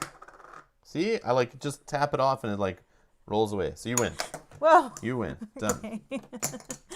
Yeah, it's I don't know. It's dexterity challenges, man. Not my thing. Not my thing. Though it's fun. I wish I practiced that before we played this, but it's fun. I think when we played it upstairs, I said to you, I'm like, do you want to practice this? Yeah, I know. I was like, nah, whatever. Okay, so I lost because I bet on you. Oh my god, here's your health chips. Yeah. You lost. So we all lose? We don't get agile? No. You suck. I didn't play. But that's what I don't get. If we're betting on each other or people involved in the sport should not be betting. Everyone knows this. Any professional sport, if you're a coach or a player or anybody involved, a referee, and you're betting on the game you're involved in, that's a big no-no. But this game breaks that rule. And that's what makes my head hurt, and I don't understand how that works. So I don't know if we had that correct or not, but it just seems weird that you're betting on an outcome that you're involved in. I just think but see, you moved it off at the end there. I could have left it there. and just Yeah, kept but then moving other you're ones. just cheating. Then you're like you're just you're gaming the game, and it just feels. I know But it's. the wording of the game is you can either move. But I if I know. brought everybody on, I'd be forced then Yeah, to move. and eventually everyone would clog down, and you'd then be like, all right, Yeah. maybe that's what they eventually- want. It's a problem with not having a game master to play as NPC. Yeah, true. Unless there are no inactive players. Maybe. Yeah. You're probably right. Maybe that's it, Dragon. Maybe at 2-player you ignore the inactive player. But it doesn't explain that anywhere that I know in the rules. I don't think I've read that. I could be wrong. That's okay. That was a taste of the game. Yeah. You still get like the how idea. that works, but it's like, it just bugs me. I want to know, but I can't. Okay, so we lose. Better luck next time. Okay. The land tiller drinks from the sand lily in front of you, exaggerating how cool and refreshing it tastes, and says, better luck next time. All right. We fail. 6 XP and 1 tawny each. Okay, so we'll do 2 XP. We'll level up to level 9. We'll get a training point. We will get an agility to 6. And then we will get 4 more. But Jack's saying, he's agreeing with what I was saying earlier. You can see, just for example, that minigame goes with exactly what I said earlier. Imagine we had like 3, 4, or 5 players doing that. How much more fun would it be with 3 other players throwing money down, going like, go Rob, go Rob, and then other people like, go Mel, go, and like, oh, and come on, trying to influence Yeah. where, like, no, don't move it there, or not that one, yeah, you get an agility before you forget, because I'm leveled up to 9. Sick. Yeah, so we're rolling both at 6 now. Yeah, Rolling 6. yeah. Awesome. Take a tawny for demonstrating. Okay, thank you. All right. Okay. No, he's joking, you silly. I didn't take the tawny from the thing like we're supposed to. Oh, are we? I said it to you. Take a tawny. Oh shoot, I didn't. And I didn't because I started I didn't rambling. either. I started having one of my old man rants. Let me tell you. Get off my lawn, you cogbots. All right. Janet says, we'll be your cheer section. No, Yeah. If only we could hear you yelling at your It'd just be screens. a whole wall of go Mel go. That's what happens every time. I know what's up. No. I know what's up. No. I'll turn this stream off right now. Okay, so let's go. I think they're here for you, not me. No, It's it's your not gaming true. table. Not true. No, you're my secret weapon. All right. Okay. Oh my gosh. We all know who runs Rob's gaming table. We know who the real boss is here. All right. She doesn't have to sleep on the couch ever, so that's all I'll say. All right, active player is you. That is me. We did event 11. What do you want? You want another tile? You want to go back to a guild hall? You want to go over to a mercantile? You want to travel all the way back to village and blow our threat through the roof? We're already at 12. There, we haven't seen the battle. I was going to say, what are the options? It's a battle and event. Yeah, the other event and a battle. Can we get both those things done where we are? Yeah, we're right beside here. You drop one here. That's only one threat. And then hopefully it moves to the other Hopefully you can connect the other one and it's fine. Okay, because if we went into a battle right now, I feel like we're okay. And then what I would do is if we can get to both here and here, if we get lucky how the paths work, then if we're not threaded out, maybe we can get back to the guild hall. No, I don't think we would be able to because we'd move one. Then that maybe would put us at we 13. could just drop the major threat right here and still get that. Yeah. Okay. Unless you want to just try, maybe we get the battle, we go up so much experience. If we do 1, that puts us at 13. Yep. And then 14, 15, 16. Yeah, we can't get back to the guild hall in time. No, but you might be able to. Oh, the starting village is way down there. Yeah. No, that's fine. No, that's way too far. 1, 2. And then 3, 14, 4, yeah. 15, 16, yeah. There's no way, but that's okay. I think we're fine. 1, 2, 14, 15, 16. Yeah, it doesn't work. Damn.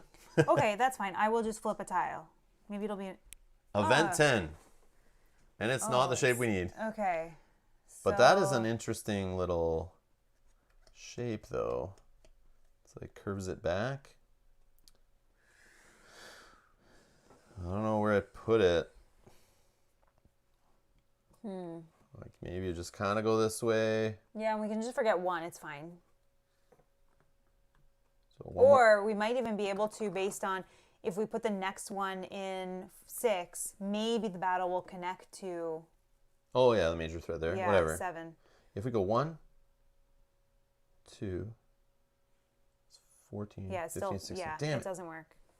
Okay, So one more threat. Yep. And then You what get did I this. get? A wild. Yes, 2 wilds. Man, that's going to Love be it. amazing. But we got to be careful we don't waste them all in that first battle. That's the only thing. Yeah, no. Got to spread it out, the love for the final fight, since it's going to come so close. Event 10. Event 10.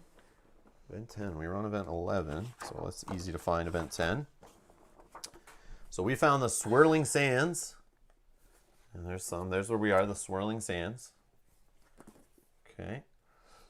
You hear what sounds like a flowing river, but you know a river in the flatlands is unlikely. Suddenly, the sand begins to shift beneath your feet. As you look down, you realize the sand is moving like a river. Before you can warn her, Kimber steps into it. You see her sink into the sand and begin to be swept away. Flash quickly grabs a hold of Patolem's tail and leans out to retrieve Kimber. Patolem grabs Ash, who grabs Wisp to steady themselves and make a chain before they're all swept away. I need more slack, Flash shouts as she reaches out just in time to grab Kimber by the waist and pull her back onto the bank. Kimber lays face down, gasping for air and hacking up sand. As you scan your surroundings for possible paths, you see what appears to be a merchant's wagon on the other side of the Swirling Sands. You also see a group of nomadic creatures in the distance on your side of the river of sand. Maybe they know better, and maybe they know a better way around. So here's our options. Paths. 1, investigate the wagon. Or 2, follow the nomadic creatures. What do you guys want in the chat? Drop number 1 or 2. We'll give it a minute, and then we'll pick whatever option you guys want to do, and we'll go with that. Jack was like on it. Whatever option I choose to. It's awesome. He's ready. Is he seeing a pattern here and he knows like 2s are good or not? Or he just doesn't want to see 1s anymore? Oh, it's split down the middle. 2 and 1 are tied. They are the only choices. Oh, 2's in the lead. We got Kate coming in with a 2. 2's in the lead. 2's by nose. 2's by nose. Coming in the end. 2 is in the end. Oh, we're back tied. We're back tied. One's coming up on. One's coming up on. One's coming up. 2's back in the lead. 2's back in the lead. Wait. 2. Are they tied? No. 2's in the lead. 2's in the lead. 1, 2, nope. 3, Remember, Jax 4. is up there in the ends there. 1, 2, 3. Oh, yeah. 2's in the lead. 2. 2's in the lead. All right. 5, 4, 3, 2, 1. All right, we're going with 2. Oh no, we're tied. And last second we're tied. Jojo with the yo-yo comes in with a 1. And Derek's coming in with a 1. Everyone's delayed here. All right. Okay. Oh my God. This for real. 3, 2, 1. Okay, we're going with 1. No more bets. No more bets. No more bets. No more bets. We're going with 1. Investigate the wagon. Oh, that was awesome. We can make it, says Wisp. Ladies first, says Patolem, stepping to the side with a bow. The kinship charges toward the riverbank and jumps. Roll Dawnshade dice. Okay. Roll them, Mel. What are we going to get? Dawn and Shade are balanced. I've never, ever been 2 able Dawns. to roll. Remember, you have wilds. You can affect any die you roll. Remember that. I don't want to do that for this, but... Who knows? So Mel sucks. Never been Mel is very unbalanced. She rolls 2 Dawns on the dice. We were looking for a Dawn and a Shade. Do you want to flip one? You can spend a wild and make it succeed. Could lead to something good. More benefits, more experience, more tawny, some cool thing. Sure. Because yes. I can't roll the dice for the life of me. I would have asked the chat, but you know they would want you to flip it to make it succeed, yeah, I'm sure. Okay. I'm sure they want to see us succeed, right? Yeah. All right, you clear the river by inches and hurry to the merchant wagon. Alka leaves, Patolem says excitedly. They are the primary ingredient used in my favorite drink, Dawnshade. Eaten raw, they give you a burst of energy for 5 cog cycles. Patolem retrieves his coin purse. Kimber eyes a mysterious leaf with skepticism and wonders about a possible side effect.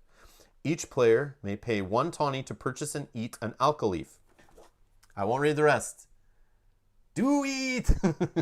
Yeah, I'll spend a tawny. Let's do it. For that. So we're spending a tawny. We're going to eat whatever an alka leaf is. Well, it sounded good. Hopefully it doesn't make us constipated or something.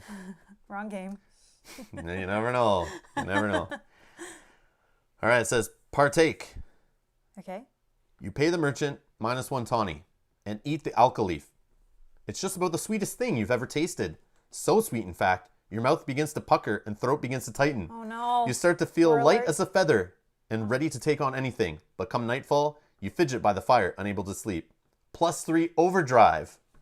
So your overdrive meter goes to 3. Okay. So we're halfway ready to using our overdrive ability instead of our regular special ability in a combat. So that's cool. I like that thematic little taste there. That kind of led into it very nicely. If you didn't partake, you would have gained agile still. Oh, So you that's decide to stay wiser, clear of the energy boosters, and eat some of your rations instead. That night, you sleep like a baby, you would gain agile. So agile would let you gain +1 ability for your first turn and get to roll an extra die. So both those are awesome. Those are good. Yeah, both good. If you failed though, on this Dawnshade roll, we would have both been slowed. So that would suck. Did you see that before? Did you No, know? I Okay, purposely that's good didn't that look. They put it so low. Yeah, I purposely didn't look. So we succeed.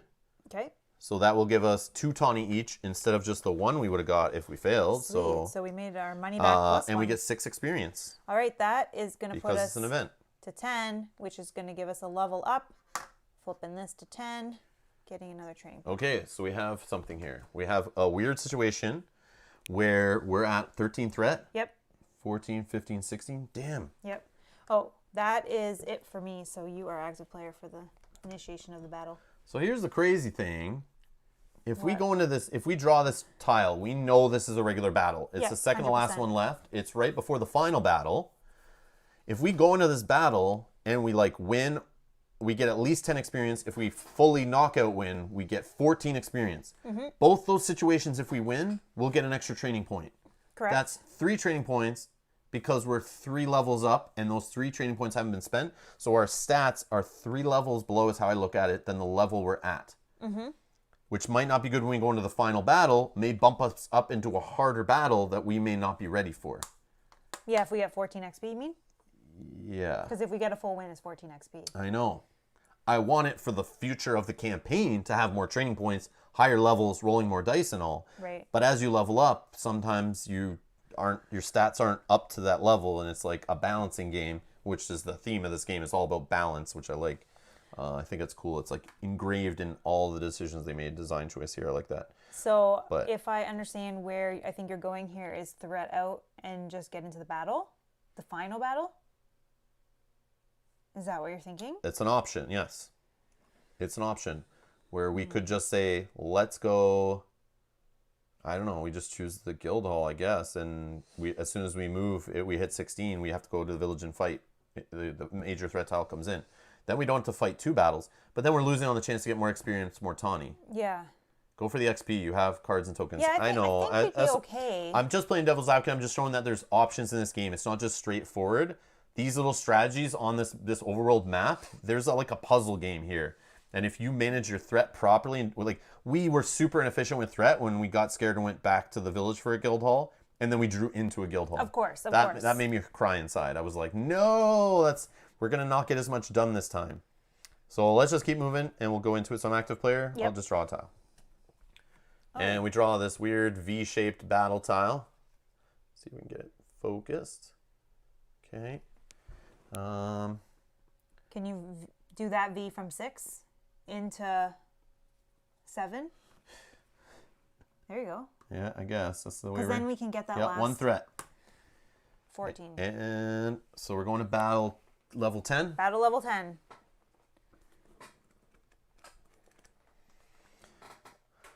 All right, so as you see, the battles here can go all the way up to 17 plus. And these are just like the middle boss battles kind of idea, right? The midway through a session. We're at 10. Mm-hmm. All right, so we're going to the keep. Okay, so we're going to have a choice coming up here. Get ready. You stare up at a Unity stronghold called the Keep. 1,000 sun cycles old, village now housing Unity followers. Its weather-worn wooden walls and moss-covered stone steps make it look ominous and impenetrable. A sizable barricade made of wood and stone blocks the entrance. Above it looms a menacing Alouetta bowmaster with ornately fashioned longbows slung over its shoulder. Flash steps forward, unholstering her boomshot and plants the barrel on the ground to steady herself. We are Patarkin from the Galeswood Forest and have come to liberate this village. I know who you are, sneers the bowmaster, as it pulls one of its longbows from its harness. The people of this village are here because they no longer want to live in chaos. They need no liberation. So here's the bowmaster smoking his cigar. So we can reason with the bowmaster, option 1. Option 2, threaten the bowmaster. Option 3, empathize with the bowmaster. I want some votes in the chat. What do you guys want us to do?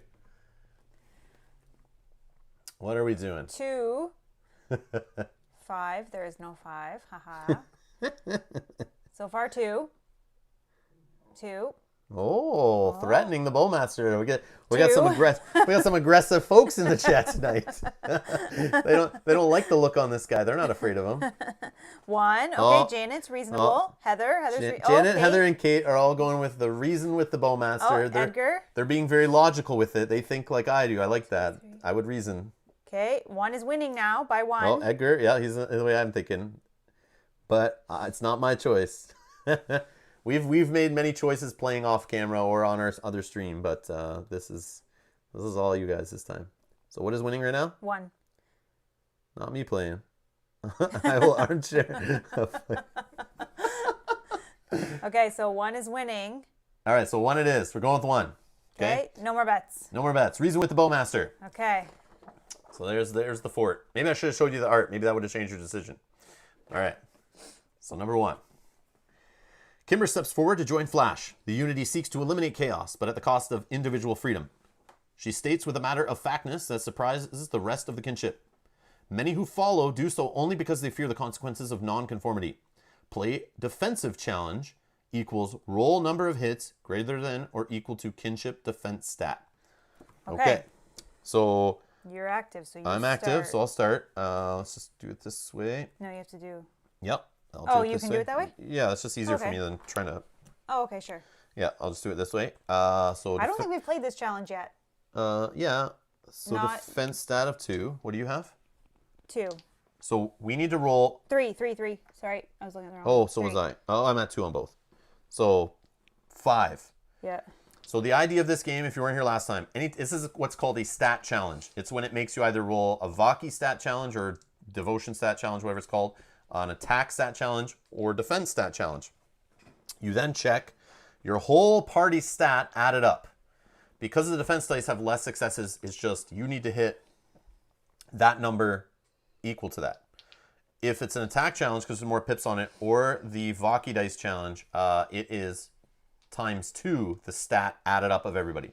And as you roll, you got to roll from between these 2 pegs at the bottom here, off the mat.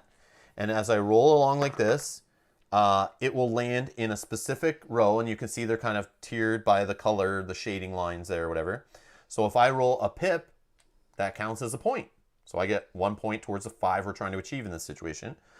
But if I were to land in this first spot, I get -1 to that die, so that would be 0. If I even slightly go into the second spot, I get a modification of 0 to that, so it would still be worth 1. If I even go slightly into the next one, I will get a +1 added to that result. Anywhere in the next one, +2. And if I even creep at all into the last one, -1. And if I go off the thing, I believe I get to roll again, right? Yes, in this you one? do. Yeah, okay.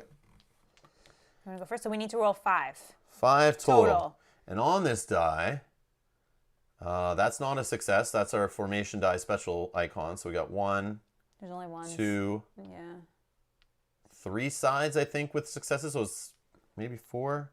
So you're aiming for this area No, right 3 here. sides with successes, yeah. Oh, that's good. So that's a 2. Even though it's a 0 on here, it's 2. But you can bump your dice. So obviously later on, or if we had tons of defense right now, or if we're playing, in chapter 3 or whatever, we might have a higher stat. So we'd be throwing more dice. And maybe you have a die that goes here and you want to bump it. And there's a strategy to like bumping your dice, kind of like... curling. No, what's that? Yeah, like curling, yes. But what's that tumbling dice? That yes, wooden layered board game where you toss dice down, you're knocking other people's dice out of the way. Yep. You can do it to yourself too, right? Yeah. Or if I play. Well, you clear yours after. You clear your dice off the board, I believe. Yeah, because they're the same dice that we're using for everybody. Yeah, we only have 5 in the game, right? So. Yeah. And all of our stat. My stat only goes up to 3 or goes up to 4. Yeah. I don't know what the other characters do, but. All right, so I got 1 +0, so 1, and then 2, 3. So you just have to get 2. Okay. That's all. I did my job. Let's see if you do yours. So you got a 2. So No, you still got to do the other ones. Then might bump that. Oh, now you're getting a 0. Okay, still good. Don't land in the minuses. Did I just lose? Yep. You suck. See? So she got in. This one's in the 0 spot. It's a special pip, so it doesn't count. So that's a 0. Dang. This one is 1 pip plus 1. It's in this line. This one's fully in the -1. There's no judge replay ruling there. That's a 0 -1. So I 2 really should've- -1. Yeah. I should have bumped this one. You should have just. Well, I tried that, but it bounced. You just need to have made it go in between there. I tried. It bounced. I know, but you failed. Dang it. So we know who's sleeping on the couch tonight. Dang You it. earned it. We've never won this game. Yeah, we have. We have? Yeah, we have. Oh. Yeah. Not defense challenge, I don't think, but one of them. One of them for sure. Oh, okay. Just one. Just by one? But Oh man, my that is God. like the hardest one. Jeez. Like, you see how you can just sit here practicing this? Not a wild. Oh. Yeah. You can change the result on any die, but we don't know what we get for this. Is it worth it? Yeah, I'm still sleeping on the couch. Yes, this is correct. Correct answer, Dragon. I tried. Should I try? You don't try. You do it or you don't. I know, that's what I mean. We could just say you flipped the one Well, that was here. I would just re-roll the 1 and see what happens No, if I did. you change it to any side you want. Oh, if I So I you would change just it change it to a 1. 1. Boom. And then you we'd be even? Yep.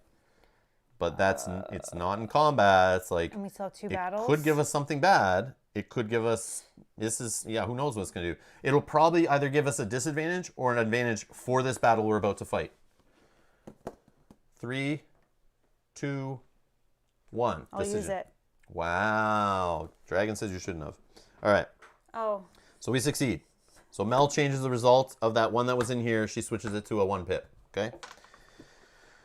All right. The Alawada squints its unmonocled eye and rubs its jaw. Interesting point of view. You'll have to take that up with someone who actually cares. Unfortunately, you're not getting in.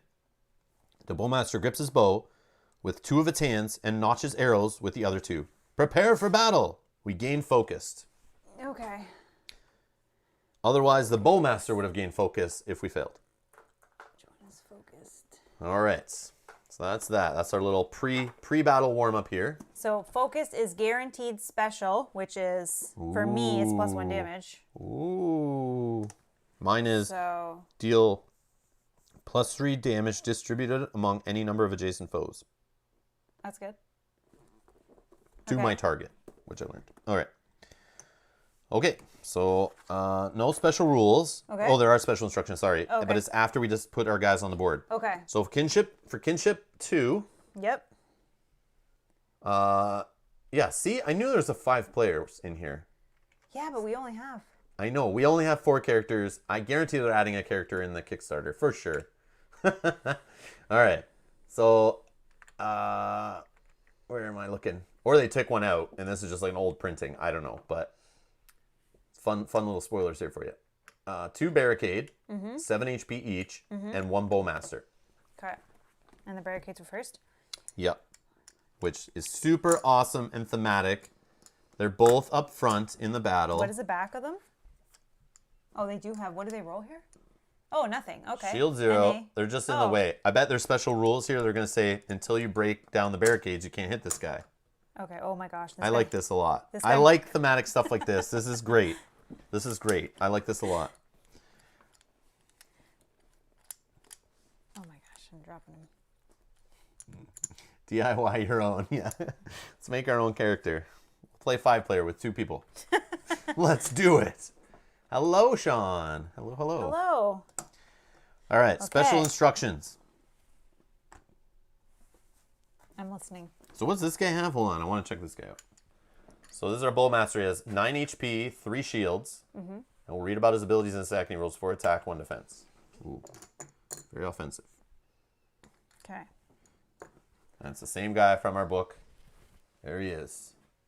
Although he's mirrored now. His cigar's out the other side of his mouth. Okay. Special instructions. In this battle, you must break down the barricades and KO the bowmaster before it KOs the kinship. Oh. Barricades must be eliminated before the bowmaster can be attacked. No initiative stack is used in this battle. Okay, so these. The Bowmaster will take a turn after every player until either it or the kinship is KO'd. Okay. So let's read about the Alawatas. They're from the Unity faction. Fearsome creatures adept at moving silently due in a large part to their 4 arms and 4 legs working together to swing through the forest canopy and drop on unsuspecting targets. The Bowmaster, elite marksman of the Unity Guard, these dual-wielding archers' precise aim is matched by their deadly speed. Just remember, if an arrow misses you, another is right behind it. Their special, called Flaming Arrow, Bowmaster fires a burning arrow that looks more like a missile, engulfing anything it touches. The foe gains precise. His ultimate is called Volley of Arrows. The Bowmaster readies a row of arrows before him and steadies himself with its 4 carapaced legs like a siege weapon.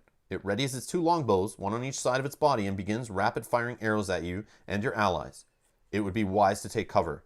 It would cause damage to target and next card drawn from the target deck.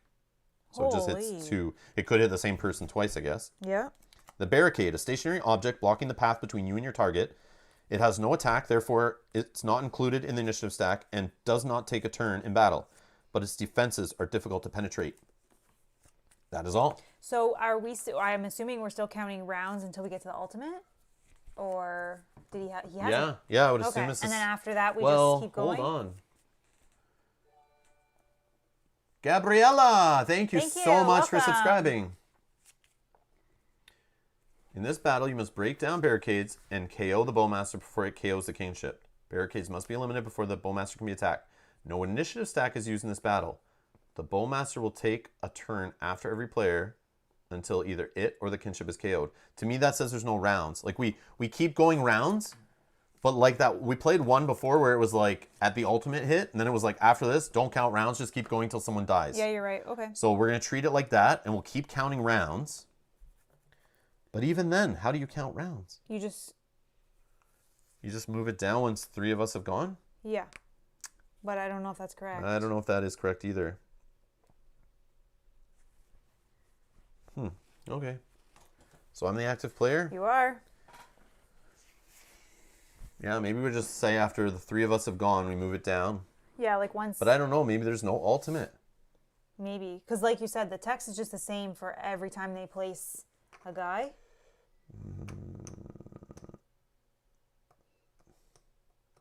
Because it says we keep going until...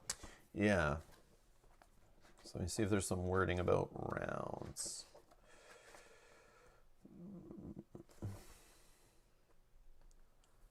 I'm just going to check here quickly. So round marker. The last step, the battle setup is to place a round marker at the top of the battle map in position 5. This represents how many rounds you have left in battle. The battle consists of 5 rounds unless otherwise stated in the logbook. It didn't say anything about the rounds. Well, it says, yeah. So we probably can just end it normal. Rob, Bo, Mel, Bo, new round. Rob, Bo. Yeah, so it's like... I would think so. But to this, it says unless it modifies the rounds. Well, it does say there is no... It's unlimited. We're just going until one side is dead. Yeah. There was one battle we did that it actually said, like, keep going until someone dies, ignore initiative in the round or whatever. Yeah, it did. I think that's what's going to happen here, though. Yeah, let's just keep going until one of us is knocked out, like it says in the book. Okay. Yeah. Okay, do you have the tray?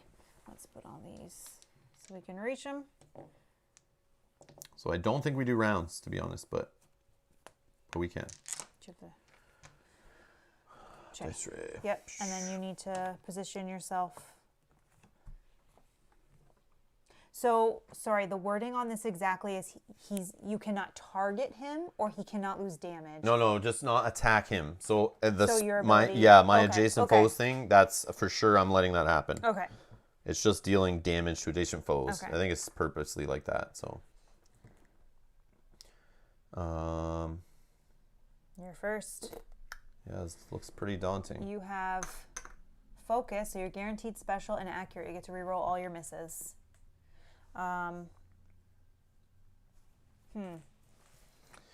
Okay. So I have 6 agility. Let's roll 4 attack. Let's see, formation changes don't matter. Nope. Getting my abilities going matter though. Yeah. It's going to be a long one, so. Yeah, I forgot to unlock another die. That's what we should have been doing. Yeah, whoops. That's okay. Yeah, that's something we missed in this playthrough is I didn't unlock another special die, and then that may have opened up other abilities to do. But because I only have this one die, I can only really do one tier 1 ability. And now we don't have a chance to do that, right? Before the final battle. Right, not until chapter 3. Whoopsie. Okay. Yeah, we're not harnessing the Vaki correctly. We're not efficiently using it. Okay. But still. But I mean, it's going to be a long one, so you're going to get multiple turns for sure. So I'm going to use 2. I'll use 2 defense to start us off here. Yeah, get some shields, because... No, I'm going to do Vaki. He rolled what? 4 attack. I know. Oh my god. I'm going to do the Vaki. 2 Vaki dice. Try to build up.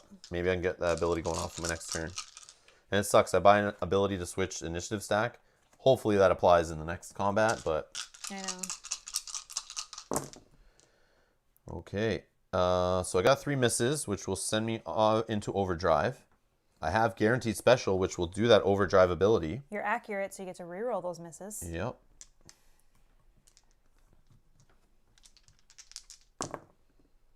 Better. Yeah, it is better. So the other miss won't do anything. So I will do my guaranteed special. So I'll fire off the overdrive, which says instead of doing 1 damage to adjacent foe, I'll do plus 3 damage among any number of adjacent foes. So distributed among. So 2, 3, 4, 5. So 1, 2, 3, 4, 5. And then I'll just do 3 more damage to this one. 1, 2, 3. Get those barricades out of there. Then I rolled 2 pips and a single pip on my Vaki die, so I can grab 2 tier 1 Vaki from a single watcher and 1 from the same or a different watcher.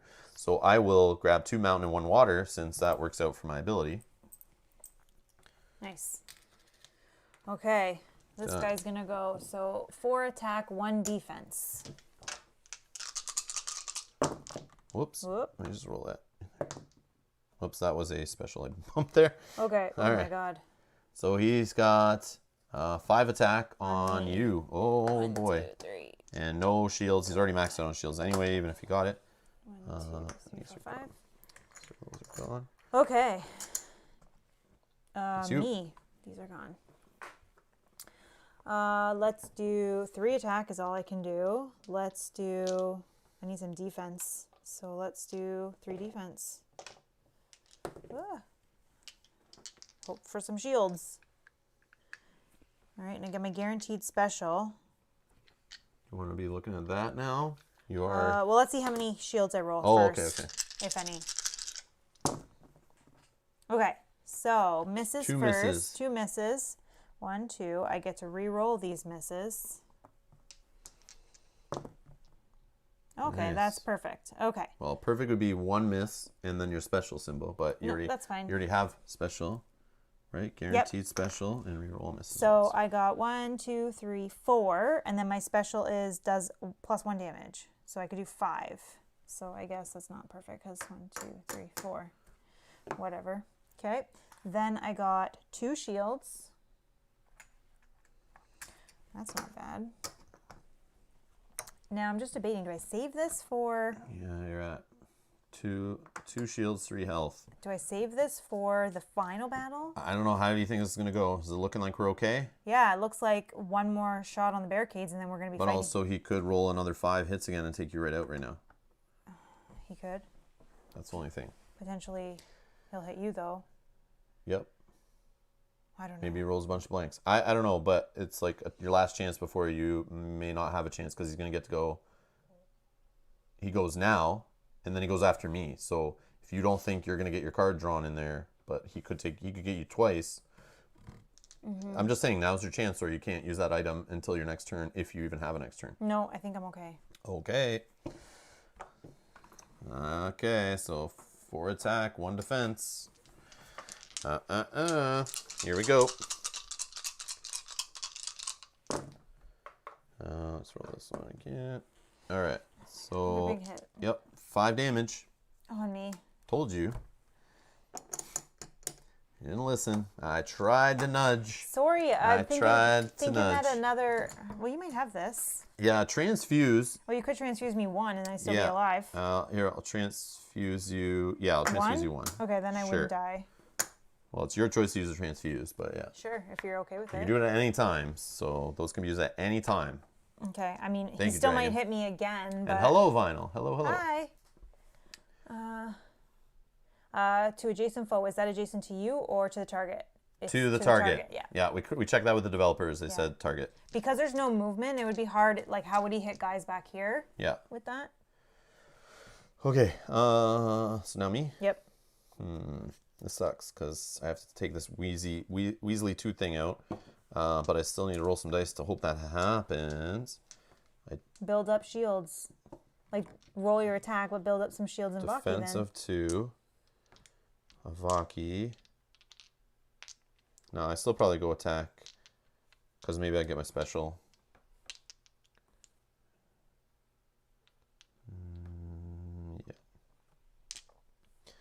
Yeah. There's no point in rolling the booster die. No, I could get accurate. But I think I can. I don't know if I'll last another turn to get to use that, though. Yeah. Okay. 6 dice. 4 attack, 2 defense.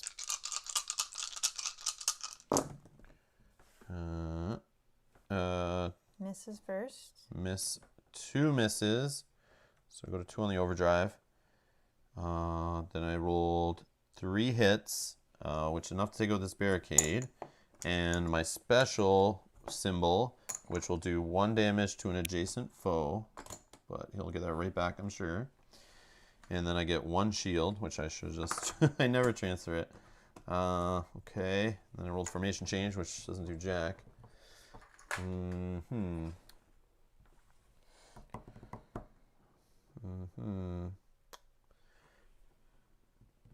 Okay. Now he's going to go 4 attack, 1 defense. He got another 5 hits. Holy moly. Okay, meat shield Mel is off the board. Holy moly. Okay, go ahead. So even if you did heal there, you'd still got wiped out.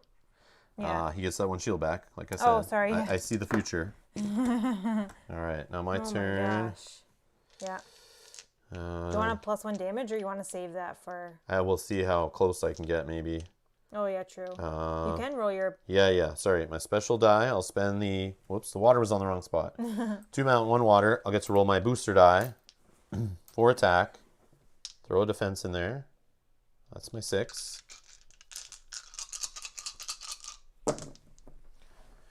All right, 1, 2 misses. Oh, the booster die kills me, man. 1, 2. Up to 4 in the overdrive. 2, 3, 4, 5. So I could make it 6, but that's still, he's still got quite a bit. Okay. I get a shield though. Can you pass me one back? Sorry. So I'm at full shields. That's nice. And I gain accurate. If you can pass me an accurate, thanks to my charge ability. Okay, that's helpful. Okay, he's gonna roll 4 attack, 1 defense.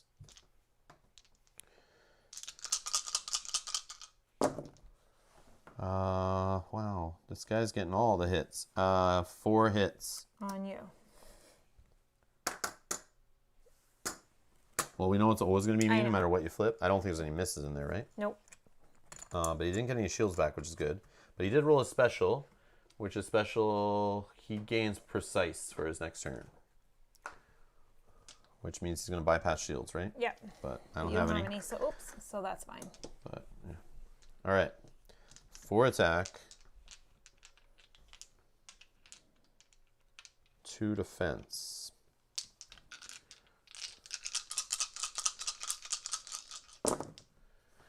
All right. 1 miss. Mm-hmm. Okay. Oh, and then I reroll all misses once, right? Yep. So just that one. Okay, one more. Another pip. Not special. I was looking for, but I might be okay. 1, 2, 3, 4, 5. What does he have? I think he's at 6. Do you want the... So he's at 5. He's down to 1 health. 1, 2, I'll get a shield though. So it's up to you if you. I mean, he does roll 4 dice, so technically he could do 8 damage on an awesome roll. But if you want to use that +1 damage blessing, he's dead. Yeah. Okay. +1. Yeah, because he'll bypass shield too, so he'll totally ignore that 1 shield I just got. Yeah. Okay, so he's dead. We win. Yeah. Wow. Okay. I mean, we used up everything we had. Yeah, that's the thing. Yeah, Kinda we paid for that win for sure. So I'm at 7 health. All right, to come back to life at 7 as well. Yeah, 7 health, reset. No shields. I do have the heal though for the final battle, so I guess that's good. Oh yeah, we'll have another battle in a second, won't we? Yep. Okay, so after the battle, let's read the on victory. You've broken through the barricades and defeated the Bowmaster, and are ready to liberate the captive Unity followers. Only the Bowmaster was right. Some are glad to see you and are looking for a way to leave the oppression of the strict rules and restrictions of the Unity. Others, however, view giving up many of their freedoms as an acceptable price to pay for security and opt to stay. So we got a full victory, 14 XP, 5 tawny. Okay, so 14 XP. First we'll just do the 10, which puts us to 11 and gives us a training point, and then 4. Okay, and then 5 tawny, thank you. Yeah, and then one item loot shoot. Okay. So the item we're playing for today is a Vodka Infuser. Add explode die to an ability roll. Does not cost agility, and it's a consumable. I like that one right before the final battle. You should probably really go for this because I can't hold it. Oh yeah, I can, but still, sure. I mean, I'll try to not. 3, 2, 1. Oh my god. I don't know if you flip again or we get it if we're not on, No, but I was closer. Were you on? No. So we do it again? Likely. I don't remember the exact rules, but 3, 2, 1, go. All right. Oh, look at you. I definitely am close to the center. You got it. All right, Vodka Infuser. Yeah. So I could add an explode die to my roll. All right. And that was our prize. Okay. Rob's fault rolling so well for Bowmaster. I know. Right? What gives there? What gives? All right. Just kidding. I didn't do that on purpose, I swear. All right. Now we're going to go to the... You I killed went them. last. Yep, I died out. You're next.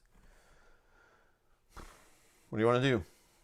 Obviously, go to the final quest unless there is something you can reach. We're at 14 threat, so it'd have to be something on the very next tile, and you're not allowed to go to anything but an outpost. You can't reach an outpost or the village. Know. So next tile. This is your force to do this. And we're at our major threats. So I assume just right here. Yep. And boom. So we're there. +1 damage. Oh, that's helpful. All On the right. final. No wilds though. Before we set up the battle, are we able to pause for 2 seconds? Yeah, sure. We'll be right back in 2 minutes. Hold tight. Thank you.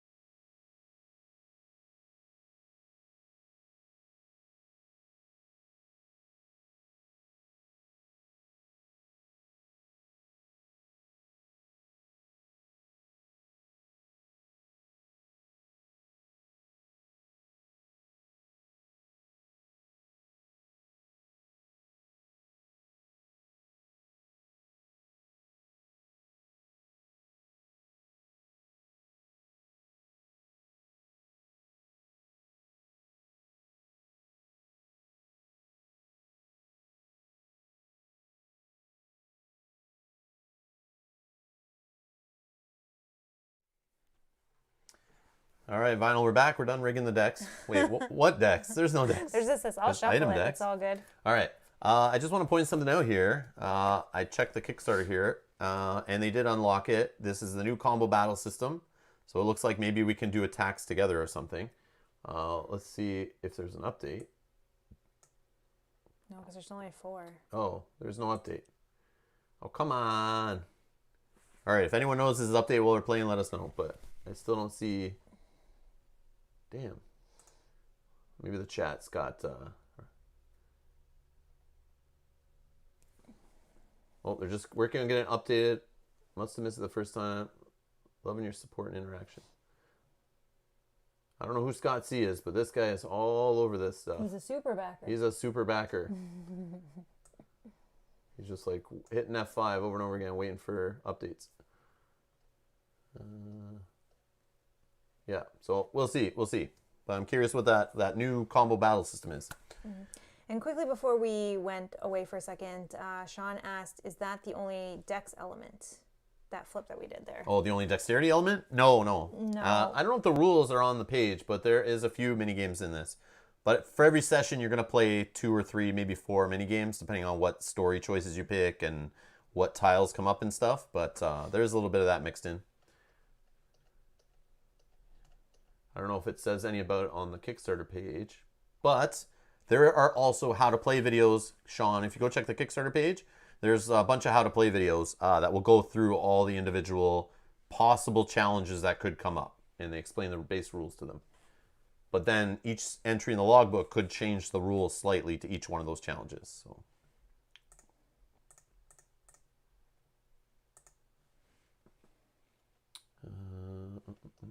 I don't know if there's the rules here. I'm looking.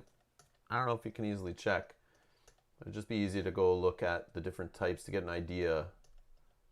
But they could add more. I don't know, but I don't see it. I thought they said it. Oh, it is there. Yeah, it is there. So if you go to the Kickstarter page and scroll down till you find rulebook, I wish they could put this stuff over here. Like, I know. Why isn't there rulebook and stretch goals here in a legend? Does that not exist? I don't know. You have to scroll through the whole Yeah, page. it just seems dumb. But I think they want you to scroll through the whole page. I know, but it's like, come on, man.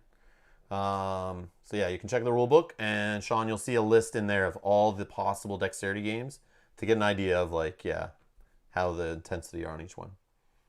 All right. Or you can watch our other streams where we've probably done almost all of them by this point. No, maybe not. No, there's a few we haven't done. No, I there's think a couple that I think we haven't yeah, done there's yet. a couple we haven't done yet in this playthrough. Yeah.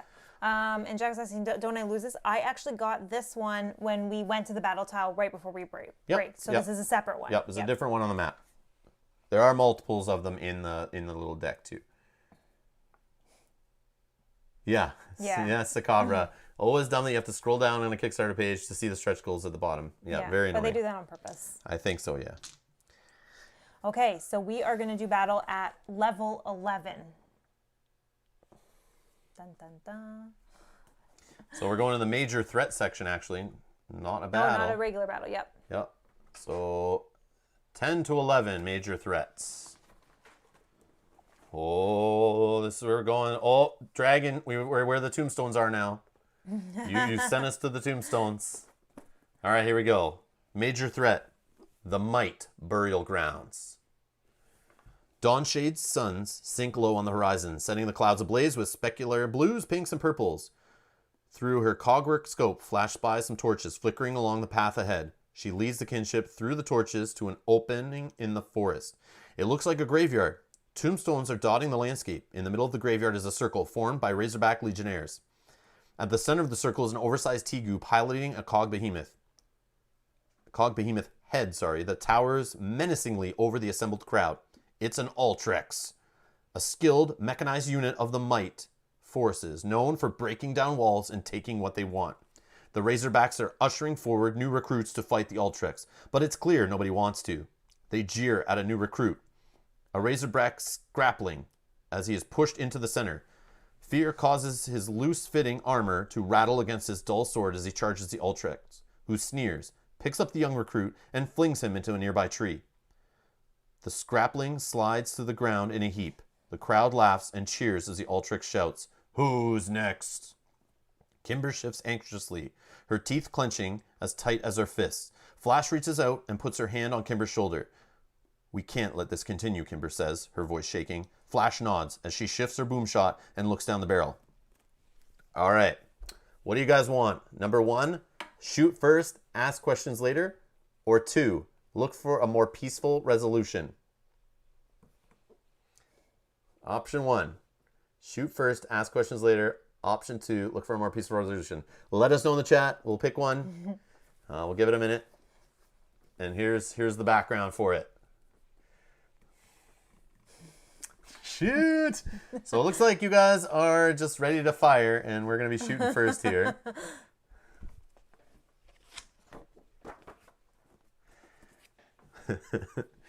Everyone was pretty quick on the trigger shooting first there with option number 1. All right, we're going with number 1. Okay. All right. Let's see if we can read this here. Flash knows what it's like to be bullied and does not hesitate to take action. She loads ammo she's been saving for a special occasion like this. Trains her boom shot on the Ultrix and shouts, "I've got next." Oh my Roll God. Dawnshade dice. You can do this. Let me do it this time. Yeah, I've never rolled success on these ever. We don't have a wild, but I'll just roll correctly here. There you go. Okay. Dawn and Shade. That's how you're supposed to do it, Mel. You're always supposed to. I know you have how to be, it's supposed You to have to do a work. balanced roll. Dawn and Shade. You must appease the watchers. All must be balanced. No. Okay. Thank you. No problem. All right. We succeed. Flash fires an explosive round that screams through the air. The Ultrex lifts the head of the cog behemoth just in time to block its full force. A booming explosion rips the air and sends the cog behemoth crashing to the ground. It's not disabled, but you have certainly put a dent in it. Prepare for battle. Ultrex suffers imprecise. Okay. Okay. Okay. And that is that. All right. Okay. So the kinship, there's 2 of us. So we're going to fight a Razorback Legionnaire in spot number 1. 1 Tegu Ultrex with 1 Cog Behemoth head. So he's going to be riding on a Cog Behemoth head, or have a Cog Behemoth head.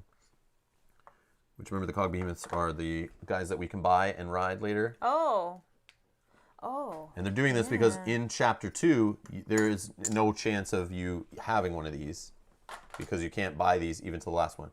So here's the head of a Cog Behemoth that we can ride. But the enemy's going to ride it this time. And when we ride it, we get max agility plus 3 shields. And when it's destroyed, the pilot gains airborne. Okay. Okay. So the Razorbacks, the thugs of the might forces. They let the higher-ups do the thinking so they can stick to what they're good at, the enforcing. The dominant tusks are often adorned and colored to signify achievements and rank advancement. They are naturally hardy due to their shell-like carapaces and on their backs. Their exceptional sense of smell makes them excellent trackers and hunters. Now the Legionnaire, which is this guy, the tip of the spear, frontline warriors of the Might faction, experts in use of large tower shields. Where was I reading? Large tower shields and long ornate cogwork spears decorated with symbols of achievements on the battlefield and feats of strength off it. So this is a Razorback Legionnaire. And it has 6 HP, 2 shields. Its cogwork spear ability I'll read in a minute, and its ultimate extermination ring I'll read. And it rolls 2 attack, 4 defense. Okay. So it's special. Cogwork Spear, a mechanized piercing attack that extends the length of the spear to almost twice its normal size. Foe will gain precise. Its ultimate is called Extermination Ring. Legionnaires surround the kinship with a circular tower shield wall, thrust their spears towards the center, and close ranks, creating a tightening death grip around their target. Target suffers subdued, and next ally in initiative stack suffers imprecise. Ugh. Ugh. So the Tegu here, the pinnacle of might strength, the Tegu are part reptile, part bioluminescent fish, all terrifying. Their skin is adorned with tough pearlescent scales, and their long forked tongues often pierce to show status, making them a menace to behold. Fins on the side of their face fan out in a colorful bioluminescent display that dazzles foes, making the Tegu excellent night hunters. Their hands and feet are webbed and tail finned, which aid their agility in water. And they have 4 health, 3 shield, long bomb ability, ultimate is toothpick, attack 5, defense of 1 for rolling. And now, that's the Sentinel, which we're not playing with. We don't have any Sentinels, so I don't need to read that. I don't need to read. Let's read. So the long bomb Would long bomb, Ultrix grabs a target and throws it back, aiming for some imaginary goal way off in the distance. You draw one initiative chip from the Dawnshade bag and replace the next ally initiative stack with it. So kind of like a formation change. Okay. It's Toothpick Pick. Ultrix grabs its spear. Is that what it was? Oh yeah, Toothpick. Oh, it's just a typo. Toothpick Pick. Grabs a spear, often also used to pick its teeth, and rushes towards imaginary goal, smashing everyone and everything it comes into contact with into the ground. Target takes normal damage. All other allies get a save roll. If you succeed on your save roll, the allies dodge the attack. On a fail, allies take normal damage. All right. Sorry, who got precise? Which one? I put it out, but then I didn't know which guy it was. Ultrix suffers Ultrix. imprecise. Imprecise, yeah. Got it, Half damage output, right? Yep. Okay, perfect. And then that guy in your hand goes... The Cog Behemoth. One under him. He's got 3 Yep, shields. 3 shields. Goes 1 health down in the stack. So it's like he's riding on it. So he has his normal shields, his health. Then this Cog Behemoth with 3 shields goes in. And when he's taking hits, as he takes damage, if at this point this was left underneath him, he has 1 health in between him and the robot, the Cog Behemoth. If he were to take 4 damage, or 5 or plus or whatever, this thing gets destroyed. He's still at 1 health left on the battlefield. This acts kind of like a shield, taking all the damage from the final hit till this thing's destroyed. But once it's destroyed, this one will give him airborne, which makes him harder to hit for his next turn. Okay. Okay. So that's annoying. Okay, no special setup? Nope. Okay, so 1 and 2 and... So 2 of our initiative chips in the bag. Yep. 1 and 2 for their initiative chips. We're going to have 5 rounds of combat. And we're going to draw 3 chips on a turn. Players +1. Okay, are you okay if I pull? Yep, just do it up. 2.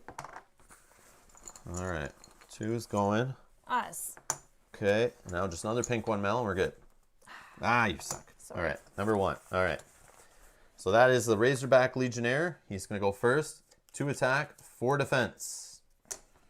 Okay. So he's going to keep his shields up and probably formation change us out of there, but it's us in the bag, right? So Yeah. we don't even need to do it. No.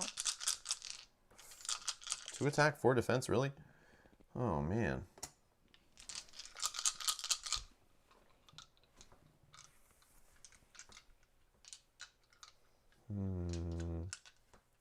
Okay. And you're active? Yep. Okay. All right. Oh, he miss on the misses. attack. 3 misses on the defense, Wow. but he does get the 1 shield he needs to go to max. That's fine. Whoops. Whoa. Oh no, Timber. party's over. Everyone's got to go home and knocked over the chips. Okay. So myself.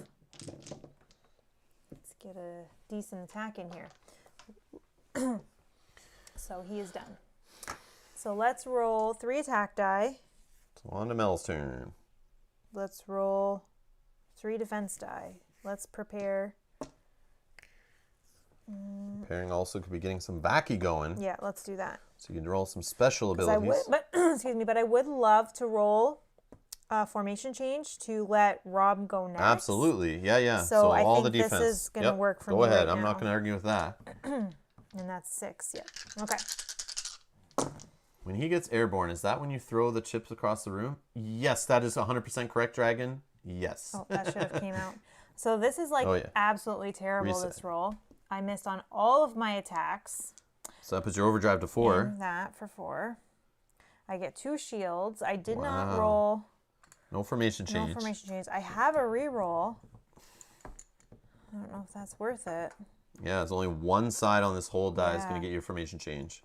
Yeah, That's when you want those wilds for that kind of situation. I know. No, I think I'll save it for a dire. Yeah, when the Okay. enemy rolls a bunch of attack on you. Yeah. Oh, but it has to be on your turn. Yeah, never mind.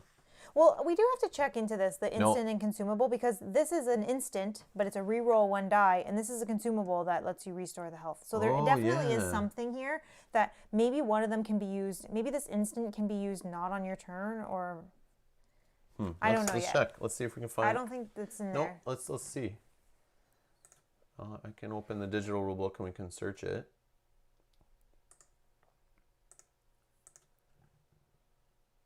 because I thought that was the case too. Yeah. But then the instant doesn't make sense if it's a reroll die. You wouldn't reroll it when you buy this. Oh, item cards. Here it is. I found it. Yeah, it is in here. There's a little blurb at the very front of the rulebook describing components. Oh. That's why. We never like reread that part. Item cards can be purchased at the Mercantile to aid players on their quests. They're separated in Tier 1, Tier 2, and Tier 3 items. The items you will have access to depends on whether you're playing first, second, and or third game of the campaign. See Outpost upgrades. Items come in 3 types. Instant, play at any time, and discard after use. Yes, you could do it anytime. Okay. Oh my god. And then How many times have we had an instant that could have saved us something and we just held it because it wasn't our turn? Yeah. Whoops. I don't have any right now, but... Well, this one I do. It's a good thing we looked. And consumable, play anytime during your turn and discard after use. Permanent, stays with the character throughout the campaign until you drop or sell it. Players may not trade or transfer items to one another. Shuffle each deck and blah, blah, blah. Okay. So I can use that on... Well, we learned something. There we go. Okay. See, I've obviously read that. I've read this book front to back a couple times, but that was like a week ago. Yeah. But then after that, I just reread like the sections of combat and things that like we need to remember. But yeah, that was bad. Okay. Now we know. I also didn't notice there was a difference on the bottom of the cards. I always thought it was just consumable. Well, I just noticed now looking at one that is consumable and instant together. Yeah. Like I saw when we spread out those items earlier, I was like, oh, instant. What's that? Yeah. Whoopsie. Yeah. And Bernardo's here. Greetings from ancient Athens, trying to explain to an old guy the platonic love doesn't mean what he thinks. Okay, welcome. Awkward. Okay. All right, so number 2 guy's going. I guess it's not terrible because he does have half damage rounded down. What's he rolling? 5 attack, 1 defense. 5 attack. Oh my god. Oh, sorry. You're gonna be active anyways. Okay. Whoa, boy. Yeah, I'm rolling real too hot. You need to roll these dice because you obviously don't know how to roll hits, so I need you to roll the enemies. 1, 2, 3, 4, 5, 6. Half rounded down. So I take 3. Yeah, and then he gains a shield, but he is full No, shield. it's half damage rounded up, actually. Oh, Remember we well, kept reading that? Yeah, but it doesn't matter because it's the same. And shields, he's full. Yeah. Okay. So let's put those in there. Yeah. Okay, we made 0 damage Yep. on these guys. That's great. 0 damage. I got smacked half dead here. Okay, number 1. Us. Come on. Pink, pink, Yes! pink. All right, good. Okay, that was a good pull. No defense for you. All right. Don't change that. So 6 dice. 4 attack.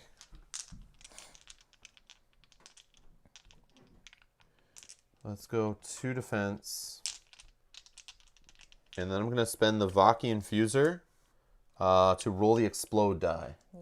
Which is a die that can like keep going. If I get the reroll icon on it, we can keep going and hopefully adding more pips. But knowing my luck, I'll drop it on this side right here. So let's see. Now we know I can let you re-roll it. Yep, I called it right there. Big waste of an item. Oh, you rolled defense and got a So I formation rolled change. 1, 2, 3, 4 misses. So 4 in the overdrive. Did you mean to do that? Roll defense? Yeah, 100%. I need like I'm at four okay. chips in my stack. Yeah. And remember, we lose if our chips are even less than theirs at the end if we just hit round 5. Yeah. So I'm trying to just add chips. If you want to re-roll that, since we now know that's a re-roll, you're by all means you can go ahead. It's your call. 3, 2. Sure. All right. I mean, okay. Go ahead. You. No, you re-roll. We need it to not. Yeah, There you go. Give your shield too. Sweet. Okay, That's so this gone. is gone. Done. Okay, This is gone. So that explode die, big waste of junk. Okay. Oh, that sucks. All right, but you did hit 2. Okay. Oh, this should be gone too. Oh yeah, that guy I think is worse. Right? Because he's rolling more attack die on us. Yeah, that's true.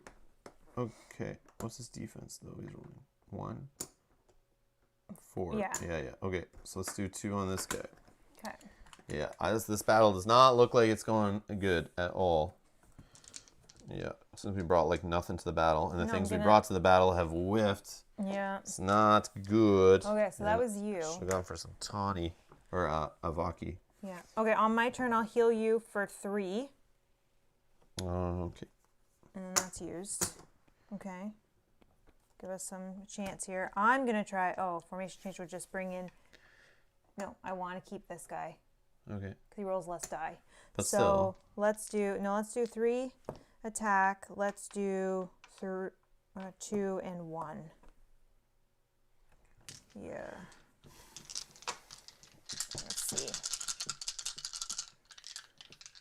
Oh, yeah, Oh, your yeah, shield. shield. Thank you, thank you. Thanks, Tiger. Okay. Oh, okay. So I again miss on 1, 2, 3, 4. So I'm in You're overdrive. but you need your special icon. I hit for 2. So do I use my +1 just to do 1 more? It's going to lose at the end of the battle anyway.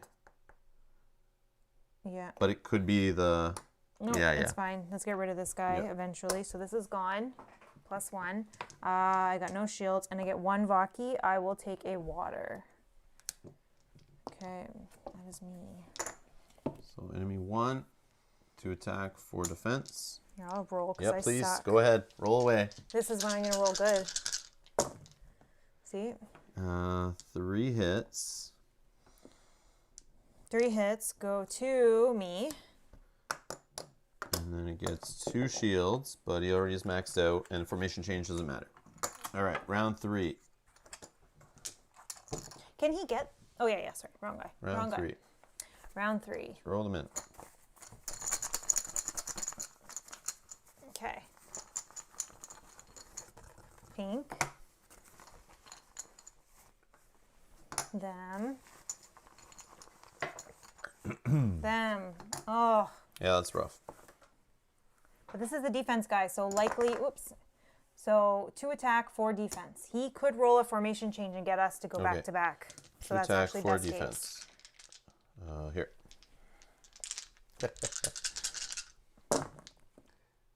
No. And he rolls 4. Oh my gosh. 4 attack. Who's he getting? You. All right. And he got 1 shield, but he's already full shields. Shoot, Okay. that was terrible. Yep. So then the next guy rolls 5 attack, 1 defense. Oh my god. All right, 1, 2, 3, 4 on you. Oh man. So I'm KO'd. He got his special. And a special is... This is a who? The Ultrix. Draw 1 chip from the initiative. Sorry, draw 1 initiative chip from the bag and replace the next ally initiative stack with Oh, it. it's the same. It's the So same. it's- Nothing will change there. Yep. Yeah. Okay. So that doesn't matter. That's good. And he missed on his shield. Okay. So now me. All you. Okay. So let's do 3 attack. Let's do 3 defense. Let's see what happens.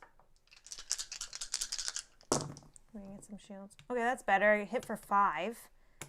And I got 2 shields. 1 miss. Oh, I'm in overdrive anyways. So if you hit this guy, you'll blow up that thing and he gains the airborne and has 1 health left. What is airborne again? He has a chance to dodge it with a save roll. Yeah. Like he rolls a Dawnshade. If he gets a Dawnshade, he saves himself and doesn't take the hit. Yeah, because this guy's terrible. I want to get rid of him. So let's... So the Cog Behemoth has been blown up. Yeah. Boom. He is airborne. I got 2 shields. I can take 2 of those. See if that can help me survive. And that is that. So round 2. First enemy to go is going to do their ultimates, no matter what they roll.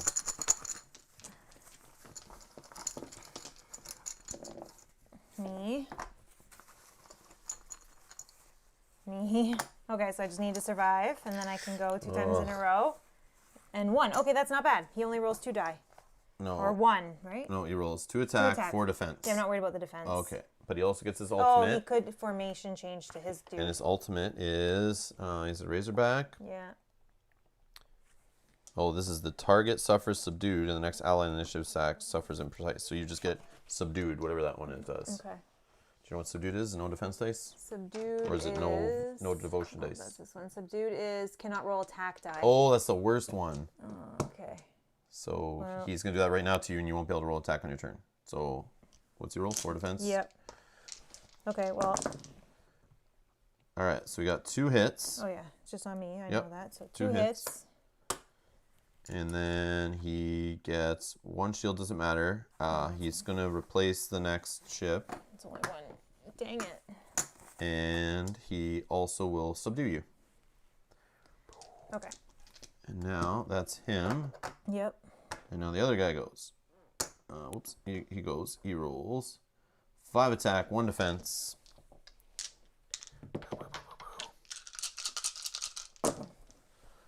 One, 2, 3, 4, 5, 6, 7, and a special. 2, 3, 4, 5. I only have 6. Yeah.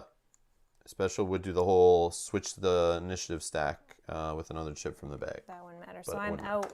I'm KO'd. Boom, we lose. Worst loss ever. Whoa, that's terrible. But I knew that was how it would possibly go because, like I said, we're fighting a battle and we got 3 training points just sitting there sleeping on that board that weren't in our stats. Yep. And the other thing was we blew wilds when we shouldn't have. And we spent all of our Watcher's Blessings. Usually what I like to do and what we generally like to do, save all our Watcher's Blessings, save all our items. We save it for like the final battle. I mean, it's the same experience and everything, but you want to kind of at least balance it out. But yeah, we probably should have maybe gone Vaki there a little bit earlier. That might have turned it a little bit, but I just see 3 training points sitting there, and that to me was like our bad plays over here led to this. All right, so we read on defeat. The strength of the Ultrex is unstoppable. Aw, is the game over already? It scoffs. Look, it's nothing personal. The Watchers are with the might, and there's nothing you can do to stop us from fulfilling the prophecy. I never thought I'd say this, but we could use Patarkin like you. You're a little green in the tail, but you've got talent. Let me know when you want to join the winning team. His words weigh heavily on you, but this quest is not yet complete. There is time yet still to see the prophecy fulfilled, but you are uncertain about your part in it and how it could possibly restore balance to Dawnshade's escalating conflict. It will take all you've got and some you've not to succeed. You take a slow, deep breath, square your shoulders, and muster enough strength to continue onward. All right, so we get 4 XP and 2 tawny for a ally KO. Okay, and sorry, how much, Tawny? 2 tawny. Okay, so we're at 8 XP. Womp womp. That's a lot less than 14 XP and 5 tawny in an item loot shoot, that's for sure. Yeah, for sure. There's a scale, yeah. Like if we stayed on the board till the end, we would have at least got 7 experience if one of us stayed alive. But yeah, we didn't have enough heals and stuff. I wanted to do the replace a chip in the stack, but you were going first. I could have done it on the very first turn of the game. I was like, man, this is perfect. And I was like, oh wait, I'm not active player. Is that one instant or consumable? No, consumable. Oh, so I had to you wait have for to my do that turn. on And then your when it turn, was my turn, it didn't make any sense because I was last. Yeah. So I was like, So even you buy these items and sometimes they just don't get a use. So I don't know about that. A little rough. Okay. So that's that. So that's it. That's a session. That's second session. We've built ourselves up a little more. We lost some battles. We saw some more story. And I can't find the cover of this book. Spiral bound books. Yeah, sometimes can't find the cover. But yeah, that's session number 2. And we will be back Saturday at 1 p.m. Eastern to continue with this campaign for the finale, the final session, where we start a whole new map with different events. These events, I'm going to remove them right now. Event 10 and Event 11 will not be seen along with the first 2 events we had on Tuesday, the first chapter. So those are out. So we're going to get new battles, new tiles, see new things, new events, maybe get a new village. But we will have a final battle and you'll see the ending of our story. There are multiple endings. So depending on our alignment, depending on if we're aligned with somebody or if we're balanced or if we win or lose, we could see a totally different ending than what we've seen before, which is kind of cool. Oh yeah, and I guess at the end of that battle. Oh yeah, you got to trade that in. I have to trade that in. Bumps that up. Bump that up. Okay. And then I will right now get accurate. No. No? No, that's only when you go to the Watcher's Temple based on our alignment. Right. Yeah. If we were to change it to a new that's always what I Watcher, forget. Yeah, if we were to change the alignment from the water to somebody new, then we, I think, get a benefit from that. Okay. But for now, that's how it goes. And let's check how much money do I have here. I have, I'm at 24. 6 more tawny for me to afford the big robot. Nice. Hopefully we can get that in the next one. Hopefully we see a place to gamble or some way to earn tawny. and then get to the foundry so we can buy those Cogbot behemoths. Yeah. That's my plan. That's my plan for the next episode. Thank you everyone for watching live. We appreciate it. And if you're watching in the future, thank you so much. Leave comments down below. If you want to know more information about Dawnshade, the Kickstarter link should be down below. And is it there? Oh, it's not letting me click now. Yeah, it's opening this rule book. That's what it's doing it. I think. Yeah, look, it does it again. I think it's that rule book just being so big it like crashes Chrome. I don't know what it is. But anyways, all right. I'm trying to see. Anyways, there should be a link down below. The game is on Kickstarter right now. So if you're interested or want to find out more information, go check out that link and check it out over there. They're adding stretch goals, unlocking stuff. I want to check for that update. But I can't. It's frozen. Oh, it didn't let me close it. All right. So what I'm going to do, you guys should be able to.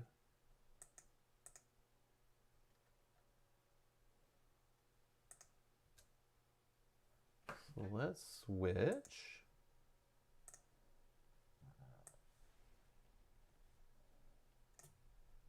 Okay, let's switch. We're going to take a look here.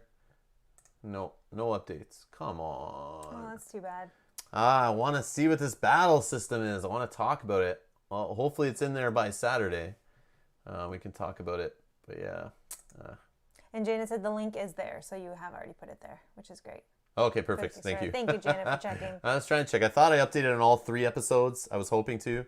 But yeah, so they're approaching the next stretch goal, I guess. But yeah, they don't have the information. I'm very curious what that combo battle system is all about. Do you think they'll explain it though, or I would hope you would hope. Yeah, they said they're working on an update to explain it. I thought that's what it said. It's just taking them some time. If you look here in the comments. Mm-hmm.